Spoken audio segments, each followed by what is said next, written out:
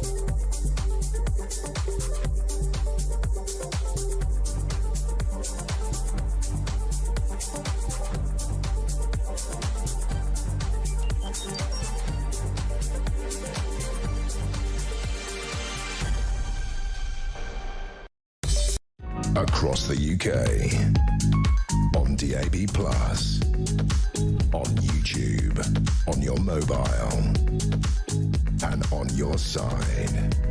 This is Talk.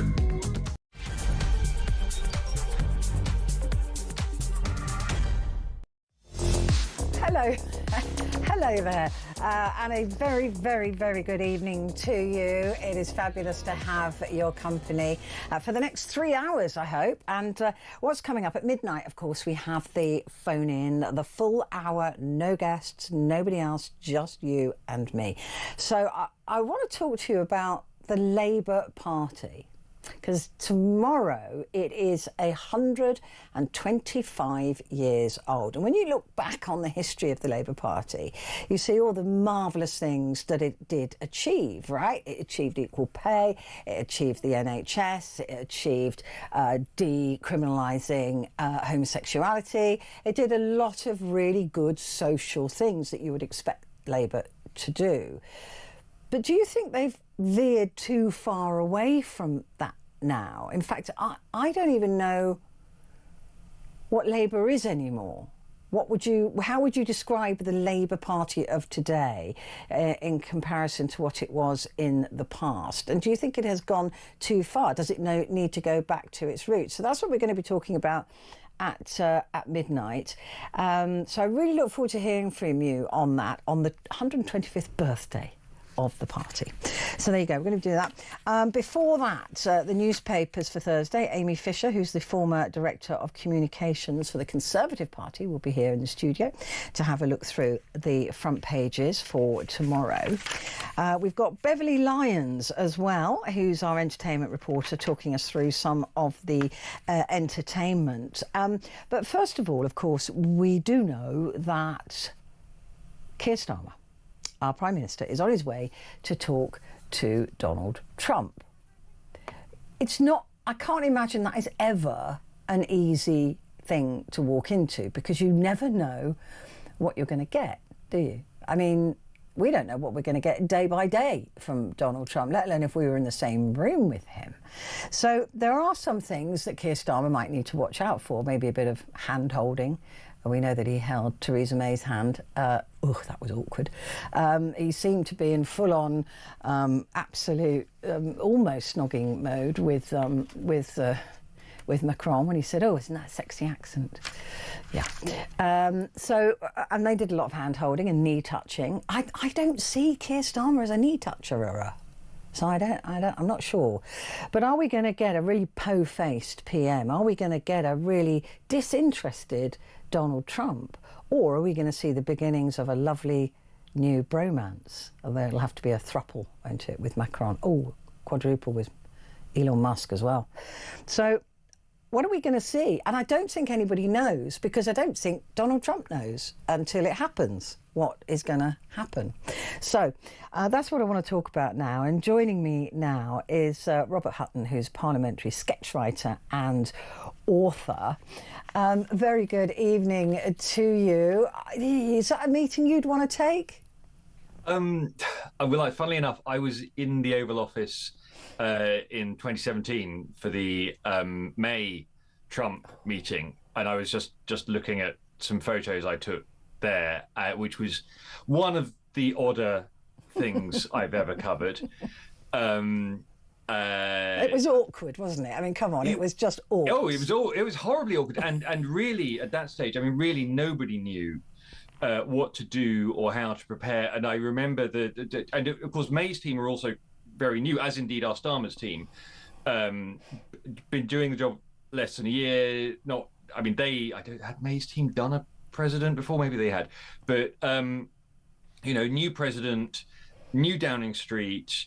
Nobody quite knew what to make of Trump, and this time you'd think, well, maybe you do know what to make of Trump, but Trump 2.0 feels a lot more, whatever he is. A lot more Trump. Yeah, he's a lot more Trump, isn't he? Than Trump 1.0. So, and I remember afterwards. I mean, the team May came out in this kind of state of sort of baffled amazement. They said he just at lunch he just talked about menus. He said he collects menus, and he just wanted to talk to us about those. So that's what we talked to him about. But that's the thing, isn't it? That he doesn't know what's going to come out of his mouth at any point. I think he sometimes looks quite surprised at what he's even just said. Well, so how can you prepare for that? The great May achievement of that meeting was in the press conference. She said, and I'm trying to exactly how she did it, but she said, and the president agreed, to offered his commitment to NATO, and affirmed his commitment to that. And then she sort of turned and she looked at him, and he sort of nodded and okay, did I? Yeah. And we were like, oh, fine, phew, right, NATO's saved. That's good. And actually, kind of, maybe that was May saving NATO for 4 years, because we know that his instincts are not with NATO. I think it would be harder to do that this time, because I think the one thing that May had on her side was that Trump had barely, I don't know if he might have met an Israeli. He basically hadn't met any world leaders at that point. And so slightly sort of Theresa May, who had this kind of confident air of, well, I know what I'm doing. I mean, at that stage, she had a confident air of I know what I'm doing. That was before the election. So she was able to just kind of to sort of kind of steer him through it. It is. I mean, it seems to me that part of the problem with Trump is he's like ChatGPT. Basically, it's not it just finds plausible words. So it's sort of the next plausible word. It's a plausible sentence generator, and Trump is like that, but for geopolitics. So he produces these things that look, that sounds like a sentence, and that is definitely a thing that contains meaning. But is that what he means? I don't know. So does he have a world model that, ChatGPT has no world model? Does Trump have a world model? Does he really think he's going to invade Gaza, or is he just saying that for the lols? It's really difficult. That's the problem, isn't it? Because on Truth Social this morning, of course, you would have seen it. We've all seen it. He put out that extraordinary video, which looked like a cross between North Korea and Disneyland, with these gold Trump statues and children with Trump balloons and Trump casino. I mean, come on, he's surely... We're all going, no, that's a joke, isn't it? But I don't think it is. I don't think it's a joke. I think it's a genuine problem that for those of us who are used to politics and government being done in a particular way, he's doing it in another way. And even, I consider myself fairly online for a 50-year-old, and I just spend too much of my life on social media and this kind of thing. But I just don't understand what he's doing. And it's something that he's doing that's sort of, it's just kind of about generating attention. And if he's got attention for the news cycle, then he's won. And that's all he cares about. I mean, I do not believe that Trump would be able to go to the Pentagon and say what we should do is send the Marines in to clear Gaza. And I think at some point in this process, the chiefs of staff start to say, no, that's just at so many levels a really terrible idea, and we'd all end up illegal, sir. Yes, yeah. and we'd end up in The Hague, and we're not doing it. So does he think that that's something he could do? I don't know. I don't know, and it's just all of my sympathy for Starmer, who, as far as I can tell, has basically spent all of this week, apart from statements in the Commons, desperately sort of prepping and strategizing for this thing. And who can blame him? I mean, one of the funniest things I thought today about, sort of funny peculiar rather than funny ha-ha, today about the House of Commons was MPs on all sides saying, we wish you well. A Tory MP standing up at Prime Minister's questions and saying, the prayers of the whole House go with you as you go. And they don't quite say, as you go to meet this lunatic. Yeah. But that bit of the sentence is, we all know how that sentence ends. I mean, they're all mumbling there, but for the grace of politics go I, don't they? I mean, he's got to walk into that not knowing. And also with either what I suspect total indifference from Trump, who sees Britain as this really pointless little country, or with Elon Musk. Don't forget that lovely little extra who hates Keir Starmer and trying to get rid of him. He's trying to have him ousted, overthrown, whatever it is. Elon has Donald Trump's ear. So what is Elon saying to Trump before his meeting with Starmer? That's what I want to know. Well, yeah, no, I mean, nothing good. Nothing good. I mean, and there will be, there will be things that are wanted. And one of the things that this administration has said, for instance, is leave our tech companies alone. And, so any idea that you might have had that Facebook or Twitter or TikTok's not American, that any of these things need regulating, well, you can kiss that goodbye. There's a sort of ongoing row about artificial intelligence. There's various reasons why the government's excited about that, but definitely they were thinking of it as something that they could offer. That Britain will be your partner in letting sort of AI companies plunder everybody's intellectual property. That's going to cause a problem at home. MPs have all basically just sort of come out against that. So no, you don't know. I think with Trump what the next, literally, where is the conversation going to go? Maybe he'll just want to talk about menus again. I mean, and if he does just want to talk about menus again, do you say, fine, well, we take the win, or do you try and sort of steer him to the idea of talking about Ukraine? I mean, I would sort of, I love to have something intelligent and useful that I can tell your viewers about what's going to happen tomorrow. But I don't think anything intelligent and useful is going, sort of. No, and this is the thing, is I don't know how Keir Starmer is going to ride both those horses, unless it's topless, which of course it seems that Donald Trump quite likes his leaders to be topless on horseback. But how is he going to do that? Because he's going to have to play to Trump's ego. He's going to have to play to, I don't know, whatever's going on there, and be serious about it if he wants any concessions.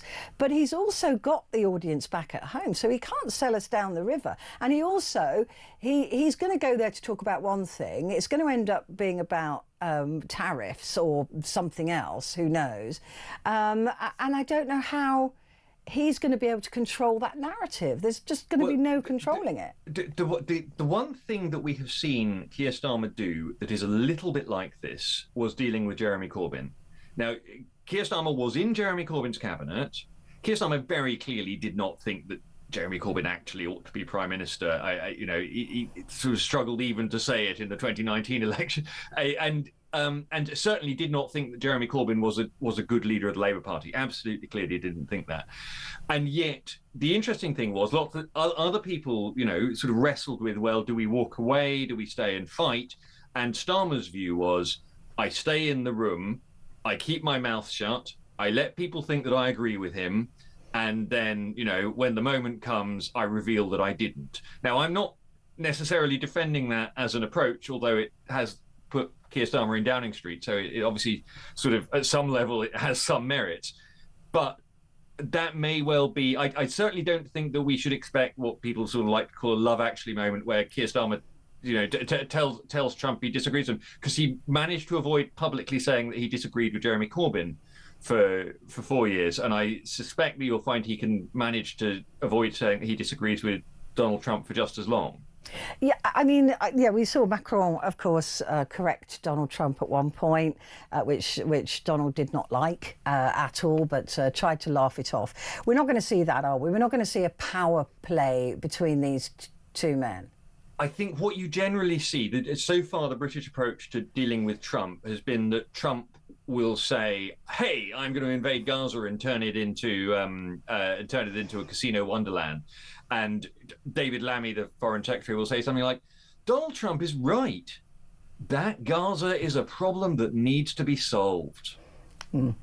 And so you pick on the one bit of the sentence that you can agree with, and you just focus on that. And I suspect, I mean, I'm very much looking forward to writing about tomorrow evening's press conference, but I think there's going to be an awful lot of, I agree with Donald, we do need air to breathe. Yeah. Yeah. And then, well, at least hopefully he can be the adult in the room. I mean, that's one thing we can hope for. Whether it's an adult dealing with a toddler, and therefore you have to placate the toddler and give it toys and chocolate rather than telling it off. That's what I wonder, toddler, what kind of adult he's going to be with Trump. Short attention span. I mean, So you saw a Macron approach. We know that that Starmer has spoken to Macron this week, and I imagine that was a very long conversation. We've all had these moments where you find someone up and say, "Well, did you try talking to him?" I'll go and have a go. Got any tips? But I mean, I've read, though, that apparently another thing that Keir Starmer, we know about the extra bit of money, it's not going to impress Trump. Trump wants 5%. He's going to say, well, you need to bring it up. I'm not impressed with 2.5%. So we know that's going to happen. But apparently what Keir Starmer has got in his back pocket as a little shiny gift for Donald Trump is a sort of state visit with all the pomp, and that's just pathetic. Well, that's the thing. We've got the king. You know, No, we've got he's the Balmoral. king. What's Trump's the king now. Sorry. He loves the king. He loves. I mean, right. So Donald Trump is very, very vain. You know, wants to be taken seriously. Always feels that he's not being taken seriously, even though he's president, and that we know that makes him cross. He is the sort of the American of a particular kind of American, and that's the kind of American that loves the royal family. And so, yeah, you know, we did this last time, and I absolutely think that we should do it again. I mean, you know, if there is a purpose to having the royal family, it is surely that we can make the king sit down with unlikable presidents and make them feel loved. Well, they've done it before, haven't they? The Queen had to do it quite a lot. Yes. Look, if we get out of this meeting tomorrow, and by we I mean him, with nothing, is that a win in a sense? Because there could be worse than nothing, right? Oh yeah, you can get a lot worse than nothing. Yeah. You know, I mean, nothing as tariffs, for instance, would be a tremendous win. Trump has this evening said that he wants, I think, 25% tariffs on the EU. If we can remind him that we're not in the EU, you know, that might help with that bit. I'm sorry, this is so desperate, but I don't. But it is, isn't it? I mean, what would you like me to say? This is what we're confronted with, though, isn't it? Is the fact that we don't know which Starmer we're going to get because we don't know which Donald we're going to get. But I just wonder if he's going to but basically embarrass me by sucking up to a bloke like Donald Trump. I mean, I just don't want him to suck up to him. If you don't want to see a British Prime Minister sucking up to Donald Trump, I would just avoid all media for somewhere between the next 24 hours and the next 4 years. You're going to have to watch it all. But I love it. Because I think the thing, you know, the interesting thing is, right, we don't...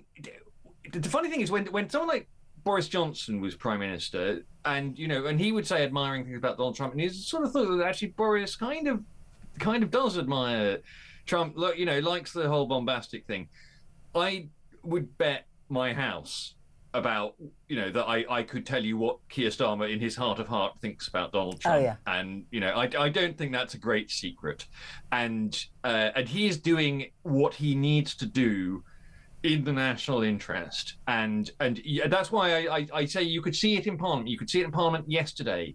You could see it in Parliament on Monday when they would sort of, every time they discuss this, Conservative MPs are no longer saying, oh, well, you know, sort of, why aren't you nice to this guy? Or they're saying, we understand that he is a dangerous lunatic. And you know, I mean, Desmond Swayne, for goodness sake, Desmond Swayne, not a soft left Tory MP by any means, said on Monday, he said, you know, basically that when David Lammy had attacked Donald Trump years ago, that he'd been right. You know, we understand that he's a dangerous lunatic.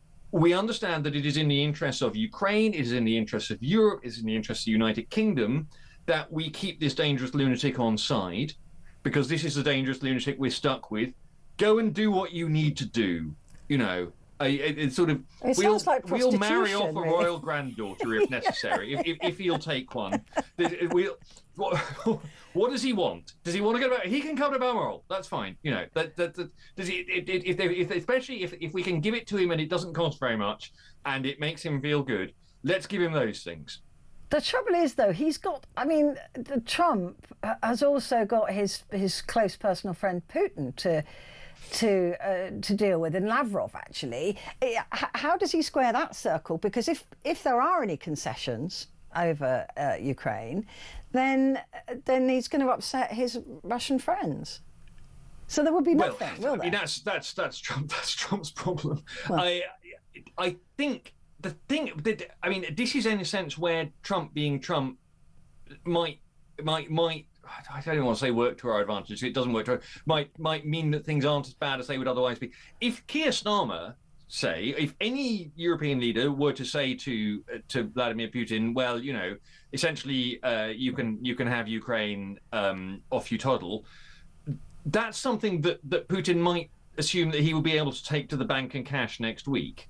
With Donald Trump, just because he said it to you, 20 minutes ago, he doesn't stand when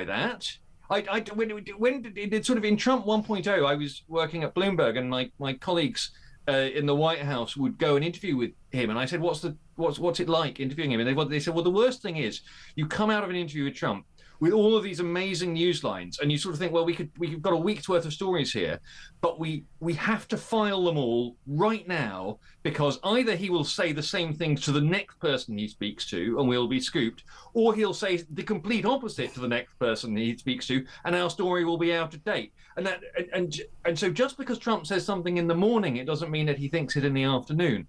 And if I were advising, that was European my next question. That was my very next question. If I were advising European governments advice? and Zelensky, I would say to them, look, obviously worry about what he said to Putin, but just try and get him to say something different, because it won't bother him.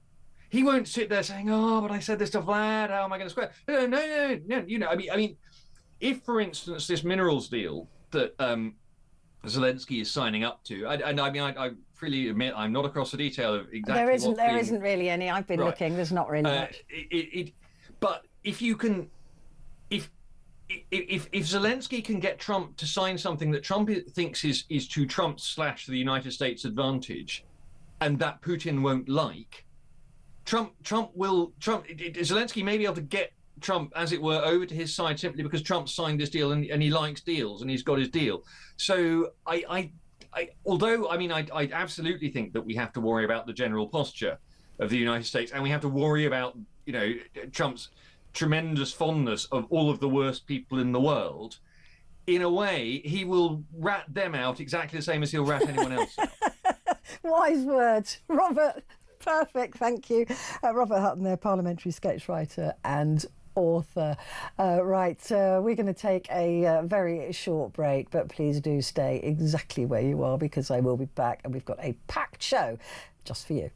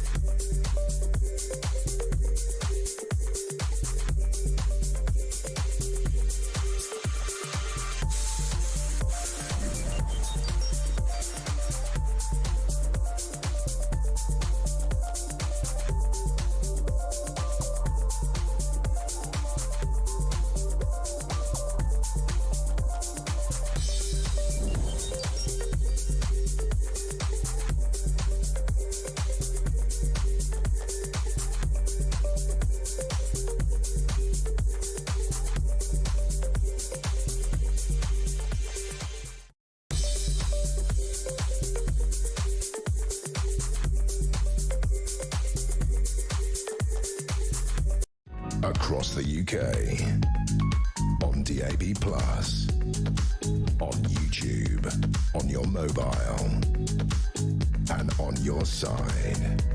This is Talk.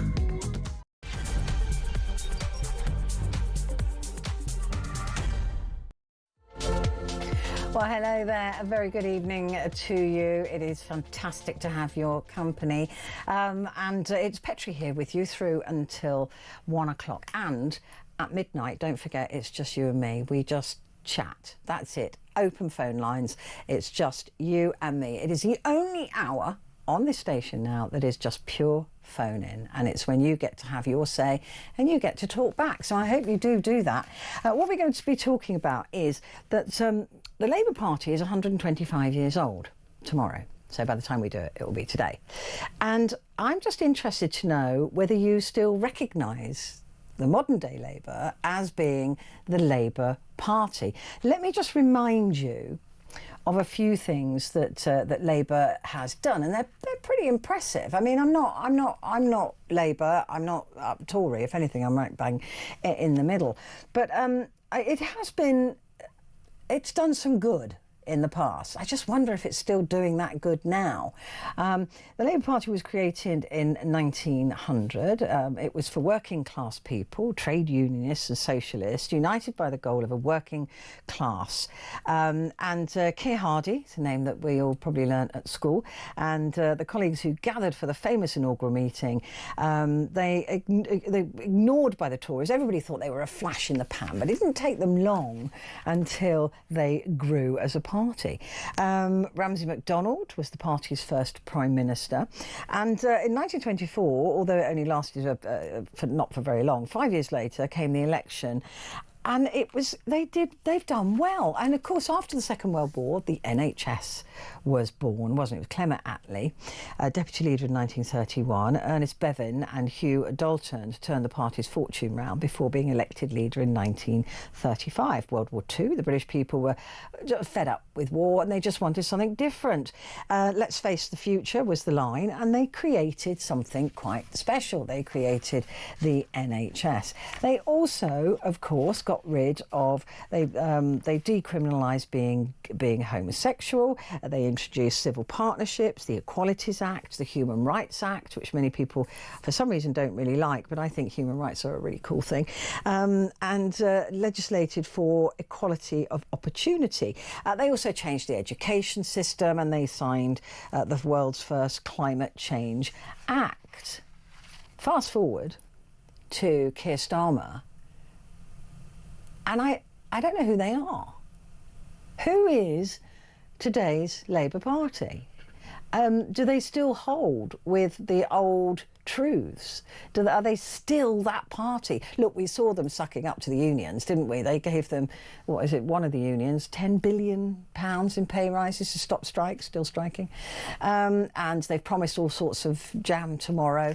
But are they still the Labour Party? Are they still the Labour government? And maybe you used to be a Labour voter, and you can tell me what's changed for you. I mean, look, I personally, I think that all these political parties are just sort of melted into one sort of nasty, it's like when you've accidentally sat on a cream egg, you know what I mean, and you're on the sofa, you forgot it's there, and then you stand up and you look at that mess. That, I think a melted cream egg is how I would describe politics of today. It's all a bit yucky, there's slight differentials, but it's all bleh, isn't it? It's all sort of melted into a lump, a homogenous lump of absolutely really no difference. So I wonder if we would need a Labour Party back today. Is that something we don't need anymore? Is it something that, look, we've got all these pesky rights now. We don't really need a Labour government. We don't need a Labour Party. But what do we need in terms of politics? If you're looking at Donald Trump and thinking, yeah, that's what I want. Why? Why? I mean, it's clear to most people that America is slipping into some kind of a totalitarianism. I mean, it's fairly obvious. But do you think that that's what we need? Look, there was a survey done not long ago in this country where the young people of this country decided that they would rather have a dictatorship. I mean, they're the future, folks. The children are our future, and they want a dictatorship, probably because they can't be bothered to get out and vote. Mind you, not many people in this country do vote, do they? We always end up with a government that none of us really want. So I'd just be interested if you think that the days of pure Labour, of a Labour government, have long since gone. That we don't need that kind of socialism anymore. I mean, personally, I think we do need to be nicer to each other. I don't know if there's a political party that could ever achieve that, because actually they don't want us to be nicer to each other. They prefer it when we're at each other's throats, because if we're attacking each other and blaming people, then we're not blaming them, whoever them might be at the moment. Like I said, the melted cream egg comes to mind. So I'm a bit fed up with this flip-flop of absolute nothingness in terms of a change of government. And maybe we do need to go back to parties where there is an actual differential. And maybe, you know, with both of these I was going to say companies, but both of these parties now trying somehow to be a little bit more reform. I find that really weird. Let's just be a little bit more that has got nothing to do with us. But that's what they're trying to achieve. So it's getting even more sort of homogenised and melted and no differential. But look, have you always voted Labour? You're the person I want to speak to, actually. Have you always voted Labour, and you know what Labour stands for in your heart? Because maybe you could let Keir Starmer know, because I don't think they know what Labour means. I'm not sure I know what Labour means in the modern world.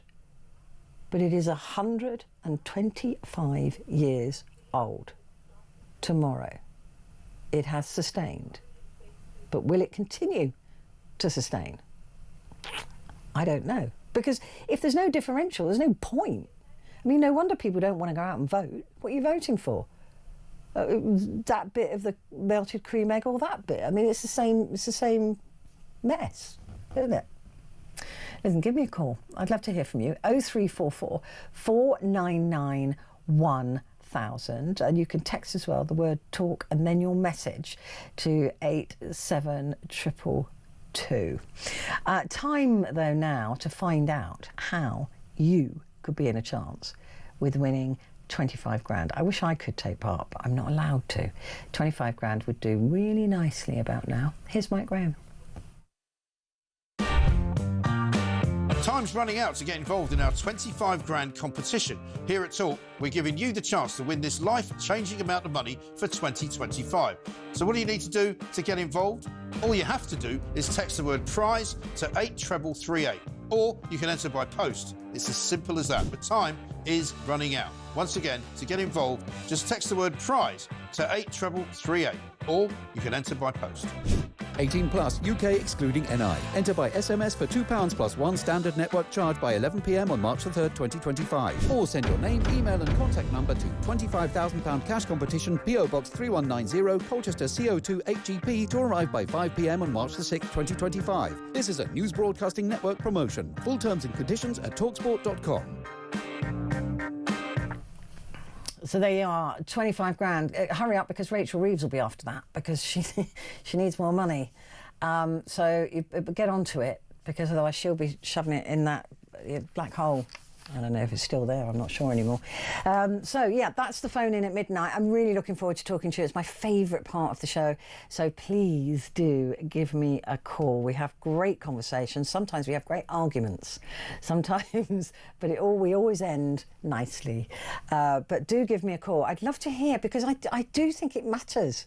It matters that there are these differences, I believe anyway, so that you can then go, right, I like Tories because they think like that.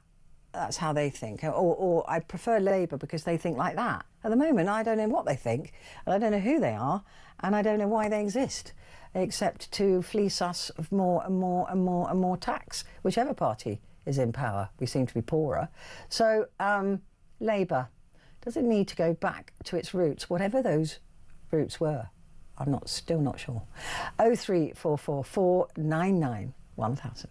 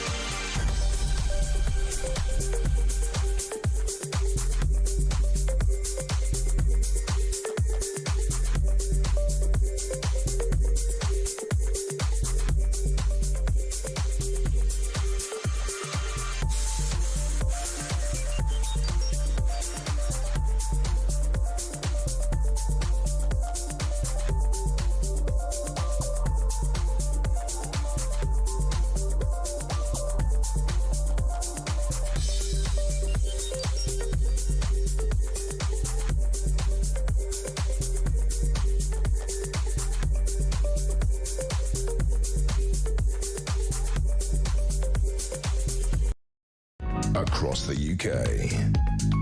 On DAB+, on YouTube, on your mobile, and on your side. This is Talk. Hello there, and a very good evening to you. It's Petrie here with you through until 1 o'clock. Just a reminder that coming up at the top of the hour, we have Amy Fisher in the studio to go through the front pages for tomorrow. She's always very good value, actually, because she used to be, she was a director of communications at the Tory party, and she often, looking at the papers, has her head in her hands at how woefully bad the Labour Party, Labour government, I should say, is at communications, at comms. So we'll be looking at those front pages. Also, of course, we'll be looking at an American front page as well, because that's what I'm doing now. But now let's take things a little lighter and head off to chat with Beverly Lyons, who's our entertainment reporter. Beverly, hello there. How are you? Good evening to you. Very well, Petrie. It's still a bit cold here in Scotland, hence the fleece. And I've been out and about today, but I'll tell you about that in just a wee bit. Oh, yeah. Tell me about that in a bit. Let's start with Meghan Markle first. Let's do that. She's gearing up for her new Netflix show. That's right. God, have we heard nothing but this, have we? But does anybody care? I mean, I'm asking for a friend. I mean, does anybody actually care? Well, you see, it's all part of this contract that she's got with Netflix, and this could be the final show, or it may not be. But, you know, it's long awaited. We're talking about, you know, it's next month, March, and it will see her doing all sorts of domestic goddess type duties. Of course, she's had to change the brand that she was accompanying that with, from American Riviera.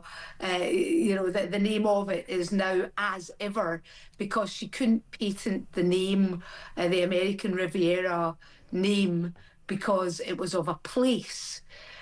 So that's quite interesting. She seems to always be at the centre of different things, because as well as that, there was also the branding, the new branding that she's got, which I think has got two birds and a palm tree, which apparently is also, I think it's Majorcan island as well. That yes, it is. Sort of reflects on. So, you know, she's very good at grabbing the headlines. Do we care? I think it's one of those ones. Some who love Meghan will watch it, and others will not have the time, and others will, of course, watch it even if they don't like her, just to see what she could have done better. I'm not sure I need Meghan Markle to show me how to cut up a few vegetables and shove it around some hummus. I think I've been doing that really quite successfully for decades now, and so I just find that smugness of, you know, oh, look at me, I'm a domestic goddess. Really? You're not doing any. You're doing absolutely nothing special, and if that's what it takes to be a domestic goddess, sign me up. Give me 100 million. I can do that. I mean, look, Nigella Lawson's been a domestic goddess. Can't be better than Nigella. Sorry. Absolutely. Also, Gwyneth Paltrow's sort of set. Oh yeah, she can do one actually. Lifestyle thing in the shop. But again, she's all smug, isn't she? I don't like that. I'm not into that. I think it's that American smugness. Yeah, there's definitely, I mean, look, she's got a wry smile, hasn't she, Meghan, that, you know, people think she's quite sneaky looking, the way that she sort of just is quite, she smiles with her mouth shut sometimes, and she just kind of looks, and she seems to sort of be a bit of a know-it-all. And even the fact that she's rebranded this as Ever, it's, you know, as it always has been. It's always like, take me or leave me, this is who I am. So, you know, as I say, she'll have her fans, and she's got plenty of detractors. And I think, you know, I think there will be a corniness to this, because, as you said, does anybody care about how she's going to prepare things? And also, I think you've got to question the authenticity of everything. You know, it's all very great doing a show about being a domestic goddess, if that's something that you do, but how hands-on is she actually in her real life? I'm not sure. And also, the authenticity, it's not her property that it's filmed at. It's not even their house. It's not their Well, kitchen. You know, that's a big lie to begin with, yeah. I think. That in I don't itself like. is not great, and I also believe that the children are have been involved in some of the promo for that. Our children with Harry, and obviously we're reading that Harry's not too happy about that. But at the same time, they do appear to be very loved up on her latest Instagram posts as well, that she's put up on her account. You know, there's a kissing scene of them from Valentine's Day with good old fish and chips or whatever she's talking about. And she's also posted up presents that he brought over from the Invictus Games for his children. And he seems to be gushing about that as well with her. So yeah, but I've always believed, Beverly, that if you're talking about it, you're not living it, right?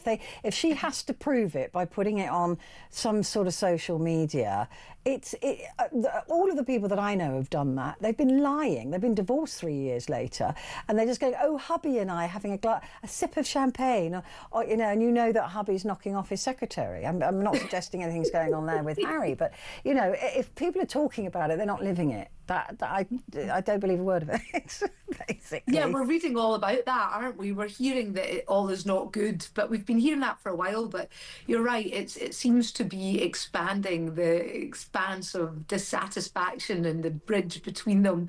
So who knows? Let's watch this space. Oh, yeah. Literally. Yeah. Let's watch this space. Let's talk now about the Willy Wonka disaster, that disaster experience where there was a very grumpy Oompa Loompa. That's right. So Glasgow, 1 year ago on Monday there actually, it became a viral global sensation. And of course, at the centre of it, well, one of the big characters was the sad Oompa Loompa with the green hair, aka Scottish actress, yoga instructor, fire eater and Scottish actress Kirsty Patterson, who made he, of course, we've also got in there the unknown as well underneath that mask. But yes, it was when all the props failed to turn up for this disastrous spectacle, and children were limited to 3 jelly beans, and the script was an AI script. Of course, 1 year on, we're still talking about this, and why? Well, much to the efforts of Kirsty, who's been through a real roller coaster of emotions. I actually met her at a Scots cafe the other day where they'd made special tropical cafe cocktails that were sort of jelly bean like, just to pay tribute to her, because she's really run with this. I mean, she appeared at Studio 54 in New York. She's been appearing, I think Jimmy Kimmel gave her a mention in the States. She's also got Chrissy Teigen also giving her mentions all over the place. And she's currently in the midst of finishing off her first documentary with an Emmy Award-winning documentary maker about her life and the whole emotions. I mean, she had a house fire throughout that period. She gets sent all sorts of crazy fan mail from people who want her to do strange things in her green wig. And it's really, I'm quite thrilled for her because, you know, that picture was pretty dire. You know, the sad Oompa Loompa, she looked like she was cooking up meth in a meth lab. I think that's what one of the comments was that was widely shared. But she's really gone with it and she's rolled with it. And I think she'll be doing greater things. Of course, some of the other cast members have hit the headlines in dire ways as well, being branded sex pests and more than that, actually being taken to court for all sorts of things. So she's the one good story out of it. Yeah, I mean, good for her. Just, I mean, you've got to, if that ship sails, you've got to jump on it, haven't you, and sail it as far as you can. So good luck to her. I hope she does well. The Glasgow Film Festival is launching. Do you know how much I love Tim Roth? Oh, well, I met him this evening. Hence the fleece. To be honest, actually, I was wearing a fleece and much, much more because it was cold on that red carpet at the Glasgow Film Theatre. But this is the start of a 12-day extravaganza, which will see about 122 films being aired over the 12 days. And I think about 96, 98 premieres throughout. It was Scottish premieres and UK premieres. You've got all sorts of people. So Tim Roth was obviously this evening. and that was quite an interesting one. I'm so jealous. I really am bitterly jealous that you've done that. Oh, do you know what? It was great. He's in a film called Tornado. It's about. It's also got a Japanese actress, Kika, who is in it, and she goes about with her father's puppets, and then she gets involved with in gangland. Sort of, there's gangs and things, so it's not actually about the weather, despite the fact that there was a gale blowing in Scotland, tornado. It's not about that. We've also got, there's a whole host of different things. So Damon Hill is arriving tomorrow with his documentary Hill, so that should be good. Martin Compston's also involved. I think it's Fear that he's doing. You've got Tilda Swinton is coming to it. Jessica Lange, great actress. Yeah. And she'll be coming with Ed Harris for a Long Day Journey into Night. So there's a whole host of different things. It's quite interactive, the festival as well. So I can't wait. I'm going to get my paws onto it and into it, and get about it and see what's going on in the world of movies. And is that building to be anything like as big as the Edinburgh Fringe? Yeah, no, I mean, it's absolutely amazing what they've done. I mean, you've got about 38 different countries involved in this. So, yes, it very much is. And in fact, you know, Edinburgh's got its film festival and it suffered a few setbacks. And Glasgow's really ramped this up. And it's contended against the weather sometimes, because it's not the most glamorous time of year to grace a red carpet. You see all these things in LA and further afield, you know, even Cannes, when it's beautiful weather, but you've got the sleet, the snow and everything. But people, yeah, the fact that you're getting, you know, big names here is testament to all. I know that J.J. Abrams, this is a little exclusive for you, is in town as well. I don't think that he's billed there, but he's also sussing out the landscape to see about a new film. So the fact is, it's attracting the movie makers, the decision makers here as well. So it can only be a great thing for Scotland on the whole. Well, next time you see Tim Roth, just slip in my phone number. Just, I shall do. He wasn't wearing a kilt tonight, by the way. That's disappointing. But anyway, yeah, I love everything that he does. He's just weird, and I love weird. Right? He's just weird. Look, there's one thing we do need to talk about, and this is very tragic. Again, dead at 39 years old, Michelle Trachtenberg. Dead at 39. Do we know much of the detail? There's no suspicious... Well, obviously, we're talking about, I mean, you will know her from, obviously, Buffy, Vampire Slayer, Dawn, the younger sister, and also Gossip Girl as well, and many more. Child actress. We are, you know, there's a lot of people putting two and two together. Somebody said that there was, well, obviously, a 911 call. Somebody said it was to do with a coronary arrest, with some sort of cardiac arrest. But nothing's been really discussed, but she was unconscious, and she has been, a lot of fans were saying that they were very worried about her when they saw her on social media. She was a bit gaunt looking. She was slightly jaundiced. Her eyes were slightly jaundiced, and it has arisen that she did have a liver transplant, and people are insinuating that this was due to issues with alcohol. But I think we have to just sort of wait and see what the actual verdict is. But we have heard Rosie O'Donnell, who worked with her previously when she was a child star, has said that she was troubled. So again, we've got this whole kind of child actress. I was just going to say that you're almost doomed, aren't you, as a child actor, to a short life, it seems. It's awful, you know, it's one of these things that we've come to expect now. But I mean, for many people, she was really a character growing up.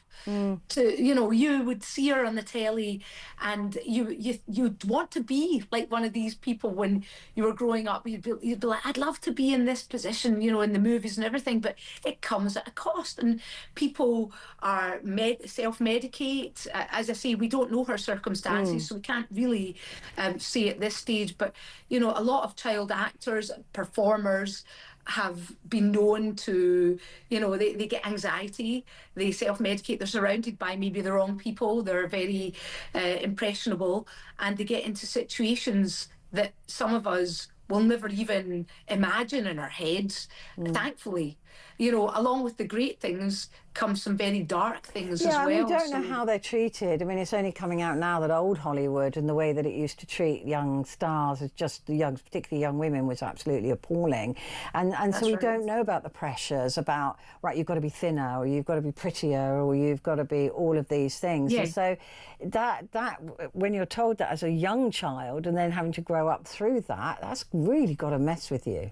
That's awful. I mean, we know about Judy Garland. Yeah, exactly. That was documented at the time, as you say, the uppers, the downers, the slimmers, you know, you got to eat this way, you got to look this way.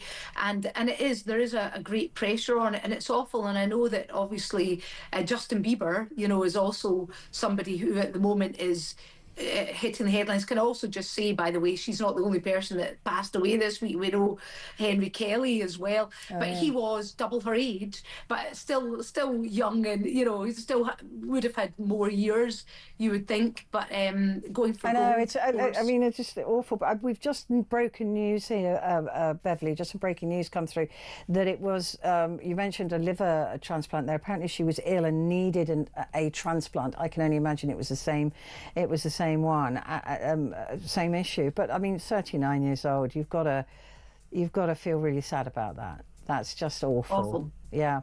And Henry Kelly. I mean, gosh, we all grew up with him, didn't we? Yeah, going for gold. He was the voice of many a thing, and also game shows, Game for a Laugh. Game for a Laugh, which wasn't a laugh at all. Beverly, thank you. Great to talk to you. Thank you very much indeed for that. That's Beverly Lyons there, our entertainment reporter. Get to that Glasgow Film Festival if you can. It sounds absolutely brilliant. Right, coming up here, it is the papers for Thursday, so stay where you are.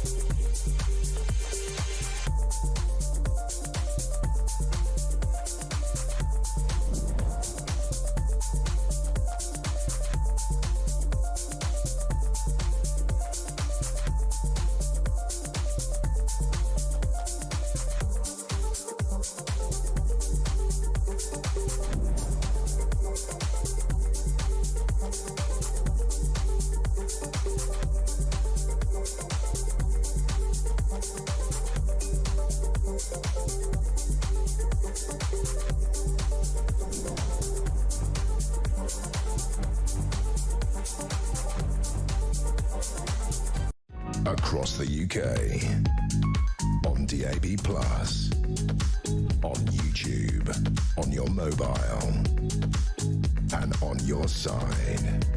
This is Talk.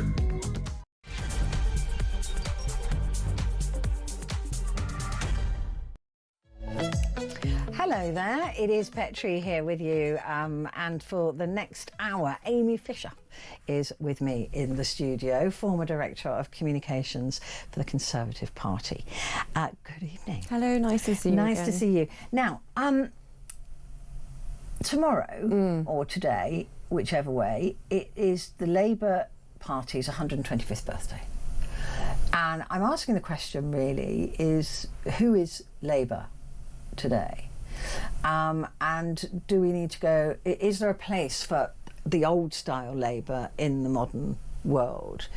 Because I likened politics at the moment, and I don't know why I did this, but I did, to sitting on a cream egg you've forgotten about, right, on the sofa, and then you stand up and there's this sort of homogenous mess of politics, mush, and there's a bit of different coloured, you know, somewhere you go, well, that might be Labour or that might be the Tories, but on the whole it's just one big gloop of people at the moment. There doesn't seem to be that wide split that there certainly was probably 125 years ago. Well, no, indeed. I mean, firstly about the 125 years, it's a big milestone, and I have to say, when I was just waiting outside the studio to come on and I was talking to your producer, I mean, Labour Party have kept that very quiet. I've not seen anything about it. You know, today, you know, the mention at PNQs, when you sort of think that, you know, the Labour Prime Minister had the actual sort of, quite literally, you know, the lectern being at the box, you know, opportunity to sort of say something about this big milestone and history and its traditions and all the rest of it. But no, absolute sort of radio silence there. I think specifically with regards to your point about the sort of mushed up kind of chocolate cream egg scenario, it's a lovely image. Is that we are seeing the trend a lot across Europe of parties, maybe recently with Germany, actually just literally the end of last week, kind of swinging quite violently to the right. We obviously in Britain had a pretty big that Labour majority was pretty convincing, at least in breadth, if not depth. I mean, they actually got a relatively small amount of the vote share, but certainly they have a vast majority at the moment. So I think all of that, and I'm sort of glad that Britain doesn't seem to have veered to the outright in a way, as I say, that yet, in a way that we certainly have done on bits of the continent. But I think all of these trends, these big swings of your pendulum wherever you are, speak to the fact that people are becoming very disaffected with, you know, the sort of the usual norms of politics. As I say, on the continent, that's manifested itself in these big and I would say scary swings to the sort of right, certainly far right, particularly actually in Germany's case, you know, Poland and elsewhere. Here, Labour seemed to, as I say, in July last year, emerge from a bit of a mush with this big majority. They haven't really done anything with it yet. I mean, in fact, they never really had a honeymoon period. Keir Starmer and the government as a whole have got incredibly poor sort of satisfaction ratings. So I think to swing it back round, I mean, if you're a Labour Party supporter or somebody that voted for Labour at the last election because you didn't really much like the look of anybody else, not least, you know, the turmoil of the Conservatives who'd been in, you know, for the 14 years, and you might sort of be scratching your head and thinking, is this what we wanted? Yeah. Is this the Labour government that we sort of thought was going to be sunny uplands and was going to bring a big change? Actually, we've had sort of quite a lot of, you know, missteps and sleaze and reversal of, you know, manifesto promises and things that happened which weren't quite, you know, told about. And actually, are they now looking to privatise the NHS? Why are they letting people out of prisons early? My goodness, what on earth was that budget about that seems to, you know, have hit anybody, be it the employers, the employees, you know, the farmers, everyone? I mean, you know, if you voted for Labour in July, was this what you thought you were getting? I suspect the answer is probably no, and a good many people might be harking back to what seemed to be the simpler days of, you know, obviously within, you know, sort of my sort of political lifetime, you know, Tony Blair, it was pretty clear what he was about. Yeah. And he was seismic at the time. But he was a tremendous communicator. Yeah, he was a tremendous communicator, and it was pretty clear, you know, sort of what he wanted. And that's, you know, that's within the relatively recent past. We're not even sort of going back to the, you know, the Nye Bevan, NHS, the sort of so-called glory years and all of that kind of thing. So as I say, I just think if you're looking at the Labour Party as it currently stands, having been around for 125 years, you know, by Thursday, I think people would be probably a combination of confused, baffled, and really quite sorely disappointed by the current incarnation they have of it. Yeah, it depends what we think a Labour government is, doesn't it? And I'm not entirely sure I know. I'm not, particularly in this modern time. It seems to be, like I said, they seem to be much of a muchness. But I don't think they know what they want to be. I agree so it's with actually that. not just us, the public, trying to interpret into their narrative or strategy. I think they're quite confused in and of themselves. And certainly at the moment, it's very easy and correct and true to look at the Conservative Party, and it seems very riven, so many different factions. This is one of the big many challenges that Kemi has on her plate of how to bind some kind of narrative she doesn't seem to be cutting through at all. No, and that is a sort of slightly separate issue. But by comparison, sort of Starmer in so many ways still seems to be defining himself by what he isn't. So he sort of, at least obviously in part one in July last year, by not being the Conservatives. Now that's fine and entirely fair. And by the end the Conservative, government had made rather a hash of things, if that's not too polite a way to put it. But even with within his own party, he seems to sort of be permanently slightly in tension about, he's not a Corbynista. He never, was of the Corbynista part of it. But equally, he's don't scare the horses. I'm middle class too. I'm a barrister. But but I'm a son of a toolmaker as well. Do you see what I mean? So he has. Is he? I don't know if. But I don't know if you'd ever heard that one. No, but never. do you see what I mean? He seems to be trying to be all things to all people, and as we know, sometimes when you try and do that, you end up just being, nothing particularly to anybody, and then there's this mush. Added to that, to go back to the comparison with Blair, like he's just not a particularly good communicator, so he sort of doesn't seem to have the vision. He doesn't seem to have that sort of strong core of something running through him, and he's no Blair. So and he's also no Johnson. That was the thing, is that Johnson might also be wide and not very deep. But he has, whether some people saw it as charisma. If you liked him, you thought you found him very charismatic and appealing in that sense. But I think even if you didn't like him or passionately disliked him, you could at least accept that he had something. Yeah. Whether it appealed to you, separate question. But there was a, I don't know, confidence, swagger, chutzpah, whatever it was. He was the most known parliamentarian in the country. Everybody knew who Bojo was. Boris Johnson, that was it. Everybody knew who he was. And I'm not sure that people even know who Keir Starmer is now. Well, no. He's just not cutting through at all. Well, I think this is going to be, gosh, and what better way to celebrate your 125th than going to visit President Trump? Oh, yeah. So I think, but to that point of the personal appeal or that ability to communicate and connect, be it with the public, the voters, or in this case, Starmer going to see Trump. I'd be terrified if I was Starmer. If there's one thing, there's just so much riding on this, and if there's one thing that we know about Trump, is that bluntly put, he gets bored pretty easily. Yeah. And that's why he liked Boris Johnson, isn't because they could cause it was all a bit soundbitey, a bit jokey, a bit mayhem, a bit kind of mayhem. Chaos. Sometimes I doubt the two of them knew where the conversation was going when the two of them were in it together. Let alone anybody else trying to keep up. But, that is not Starmer's way. That is not his personal...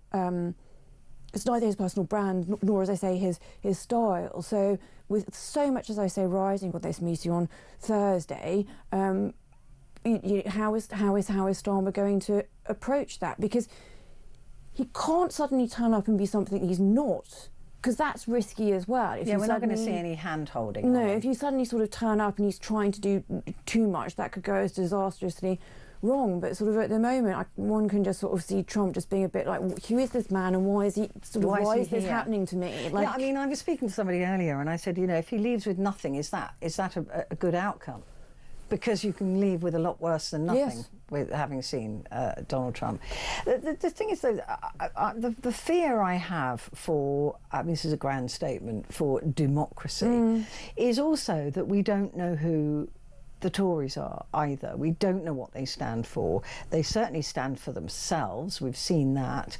And people vote out governments in this country. We don't tend to vote them in. You get fed up with the incumbent. You go, I'm not doing that anymore. I'm going to vote for them. But it's wafer thin, isn't it now, the difference between the two parties. And now we've got a third party in Reform that both parties are trying to pick and choose which bits they're going to copy. So that cream egg is going to become even more squishy, isn't it?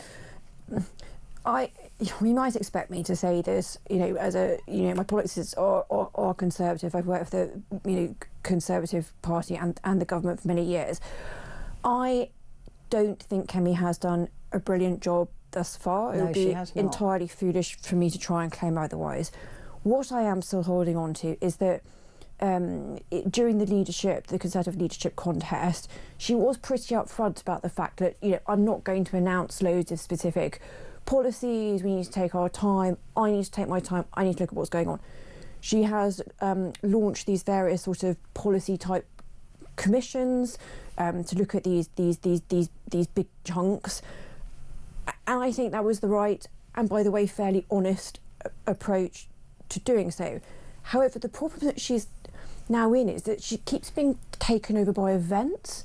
So she had this first sort of big and major, her first big speech on sort of foreign and defence policy this week, but sort of at the very moment she was, on her feet saying, Britain needs to carve a stronger, more secure way. I mean, Keir Starmer was already on his feet in the House of Commons, announcing this bigger amount of money for defence spending, and the fact it was going to come from the international aid budget, which for Labour, by the way, is massive. Well, actually, that's a really big thing for any government to say. So, as I say, I think her approach of not sort of rushing to get everything out there and trying to entice people back to the Conservative Party with too many shiny baubles all at once, I think it was the right tactic.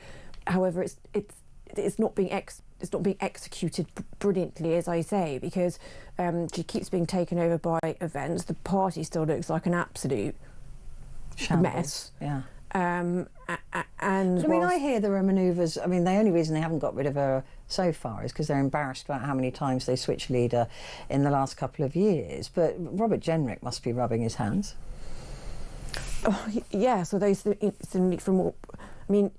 And James Cleverly, I mean, it's sort of... He smartly sidestepped that, I think. That was deliberate. I think he did as well. I mean, gosh, the slightly unholy alliance there at PMQs when he was sort of cheering on Diane Abbott for going so hard. It genuinely was one of those moments in politics. It was like, what? I know. Hey, what's going on here?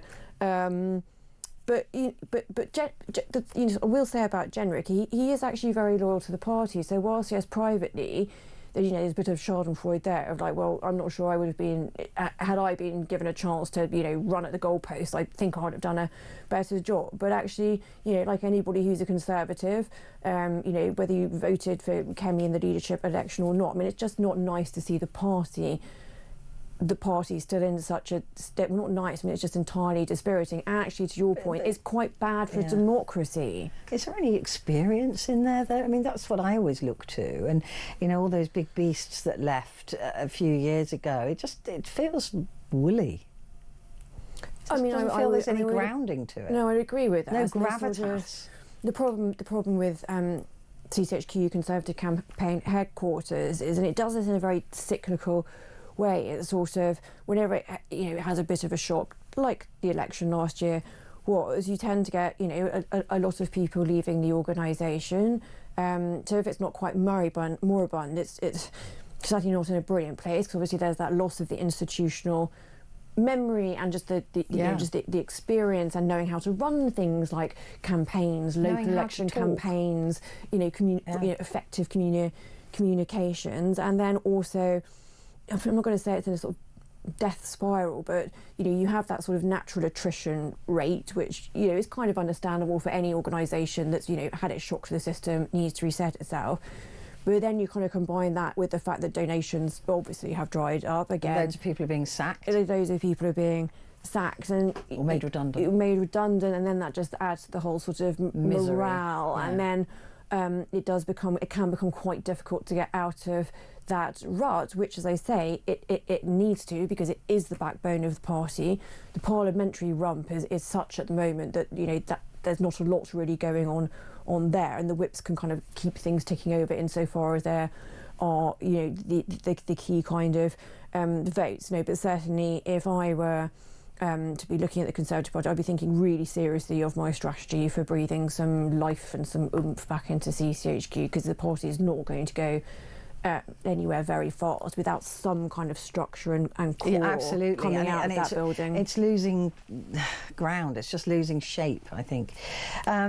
Amy, for now, thank you very much indeed. I just got some breaking news for you. Hamas has handed over the bodies of 4 Israeli hostages to the Red Cross in Gaza, as Israel has begun releasing more than 600 Palestinian prisoners. A coach carrying Palestinian prisoners is seen leaving Ofer prison in the occupied West Bank and has arrived in Ramallah. It's the final exchange now of the first phase of the ceasefire deal, and we'll bring you more on that as and when we have it. Quick break, back in a sec.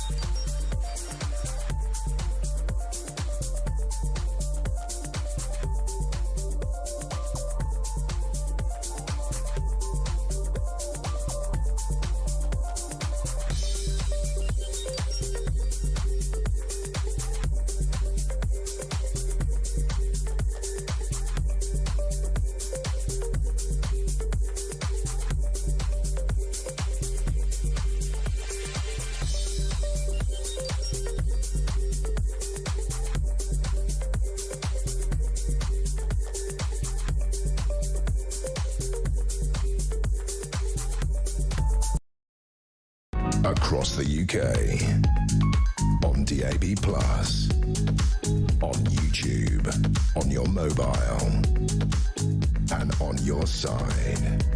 This is Talk. Hi there, this is Talk, and it's Petrie here with you until 1 o'clock, and with me is Amy Fisher, former Director of Communications for the Conservative Party. And Amy, just a quick look at the Washington Post. I like to have a look at a front page of an American paper now in the review, because there is just quite a lot going on there. The bill on Trump's agenda passes. The House Republicans narrowly approved a framework on Tuesday for President Trump's legislative can't say that word, agenda, setting off a sprint with the Senate to reshape the tax code. This is all very, I mean, this had to pass, and they also had to get the budget through as well. But there are a lot of problems with it would seem. Well, I mean, I'm just sort of fascinated by the Washington Post in general. It sort of, I was going to say it was an incredibly well respected sort of American broadsheet, but it's behind the scenes going through some incredible turmoil. It's owned by Jeff Bezos here of the Amazon fame, and he seems to be taking it in a sort of editorial direction that's kind of very currying favour with Trump. So behind the scenes, this whole sort of newsroom is in complete turmoil. So I just sort of, I sort of slightly raise an eyebrow of any of their stories, any of their coverage, knowing, as I say, knowing the Bezos owns it, febrile nature, as I say, behind the scenes. A number of people have been sacked. A number of people have resigned. I mean, the other, apart from the sort of bill on Trump's agenda passing, literally just on the left side of the page that caught my eye was the DOGE, which is Elon Musk's sort of efficiency outfit. I mean, I just find this so impossibly sort of brilliant. There was news last week that, well, he sort of sent out all of these emails to every government employee saying, you need to send me some bullet points to tell us what's been the point of your existence. Do you know it was an open email? Yeah, extraordinary. So I sent him a list of the 5 things I did last week. Well done. I just thought if millions of people do that, then that will clog it up. Yes, but then the sort of news came out that this DOGE had managed to sort of sack everybody basically charged with clicking off the nuclear stockpiles, and then sort of realised and thought, oh, that's probably not a very good idea. Then had some difficulty trying to contact them because they no longer had access to their government emails that had been blocked to try and rehire them. The same sort of thing happened with the kind of Ebola prevention spending bit as well, and then they suddenly sort of realised, oh, actually maybe it's not a very good idea if we just sort of stop trying to prevent Ebola, so maybe we'll just like rehire those people. I mean, you know, it's all very well brandishing a chainsaw, both physical and metaphorical, but you know, just because you've made billions in the tech industry, like, does not. I think Mark Zuckerberg of Facebook sort of suffers with it. Just because you seem to have made an extraordinary amount of money, you know, in one thing, it just doesn't qualify you to everything else. And with Musk, this is the same modus operandi that he had when he took over Twitter, back when it was still Twitter, and he sort of sacked all these people and, you know, sold off the sort of birds and all of this kind of thing, and it sort of never really recovered, apart from to then become X, which, as far as I can make out, seems to be a sort of strange. It's a cesspit of an echo chamber. Brilliant, thank you. Much better than what I was going to come up with. Exactly that. So, you know, applying, as I say, his sort of modus operandi that he applied to Twitter without any great deal of success, when he's actually got the whole of government. I mean, I don't even know why I'm sort of laughing, because it's actually terrifying, like genuinely terrifying. Genuinely. That he just seems to be taking the same approach. So yeah, sort of fascinating to look at both you know, behind the scenes and how the Washington Post is then covering these things. But this on is the problem, pages. isn't it? Because the White House now, the Oval Office, have now chosen the more right-leaning press that they will allow into the Oval Office for those press briefings. The next thing is that they won't be televised. You know, it'll just be the press in the room that get to see it. I mean, I'm sorry, but that is straight out of certain people's handbook in 1939 to lean the press towards the way that you think, so that you only get that stuff out there. Although, that's going to happen with, you know, the Washington Post, and there's a little line at the top saying democracy dices in darkness, and I think that they're talking about Syria, but they could equally be talking about America. I mean, actually, David Cameron, I do remember back in about 2016, 2017, actually maybe a little bit earlier, just sort of decided that the Conservative, well, obviously it was then you know, bit of government, decided we just weren't. Sorry, it was earlier. It was actually just pre the 2010 election. He just sort of decided that the Conservative Party was not going to speak to the Daily Mirror, on the grounds that, of course, the Daily Mirror. We all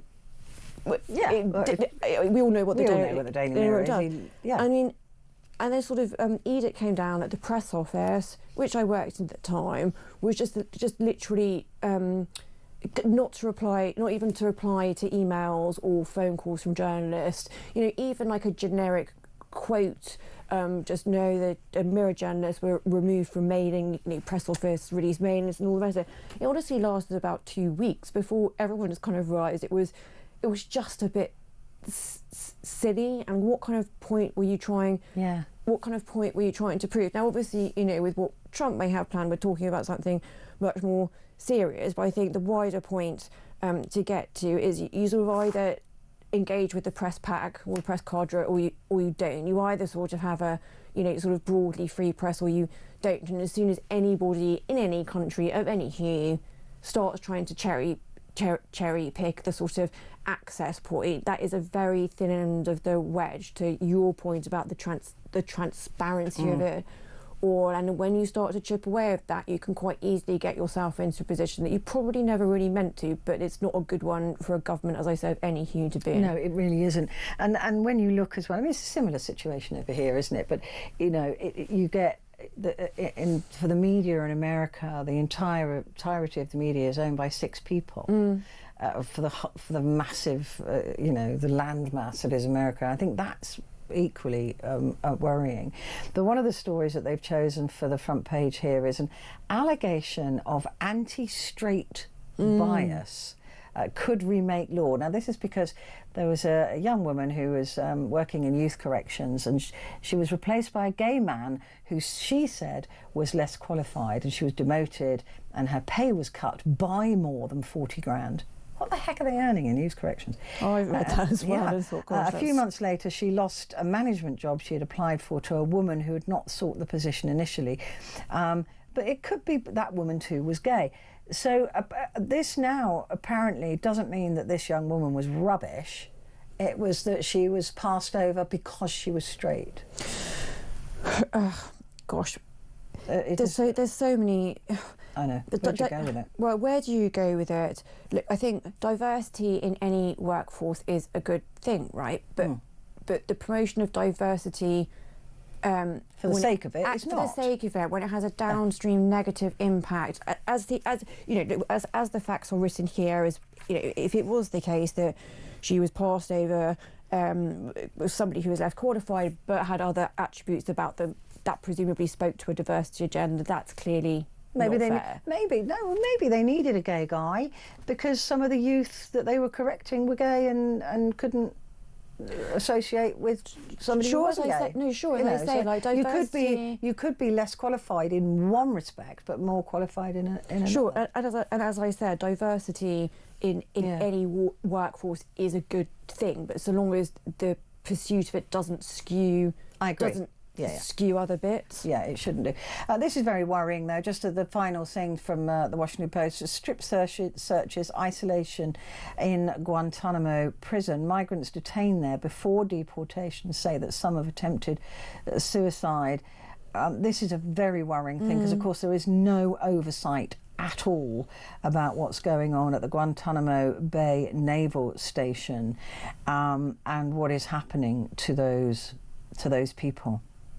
And I know that some people go, I don't care, they're migrants, but they're still human beings. And well, I don't think anybody was under any illusion that Guantanamo was a nice place, but you know, look, again, it's that transparency and also and oversight. We need oversight. The oversight and you know, what does it, without being too sort of grandiose and theoretical, what does it say about society if we entirely throw up kind of and we don't care. That we don't care, and how we, you know, treat people inhumane. I'm going to stick that word specifically. I'm not talking about cushy, soft prison, you know, I'm talking about humane conditions and treatment, which certainly on the basis of this does not sound like was particularly being adhered to. Well, and also the right of reply, the right of justice, the right to, because apparently some people are swept up in that and you know, were not criminals, they were not people terrifying, utterly terrifying.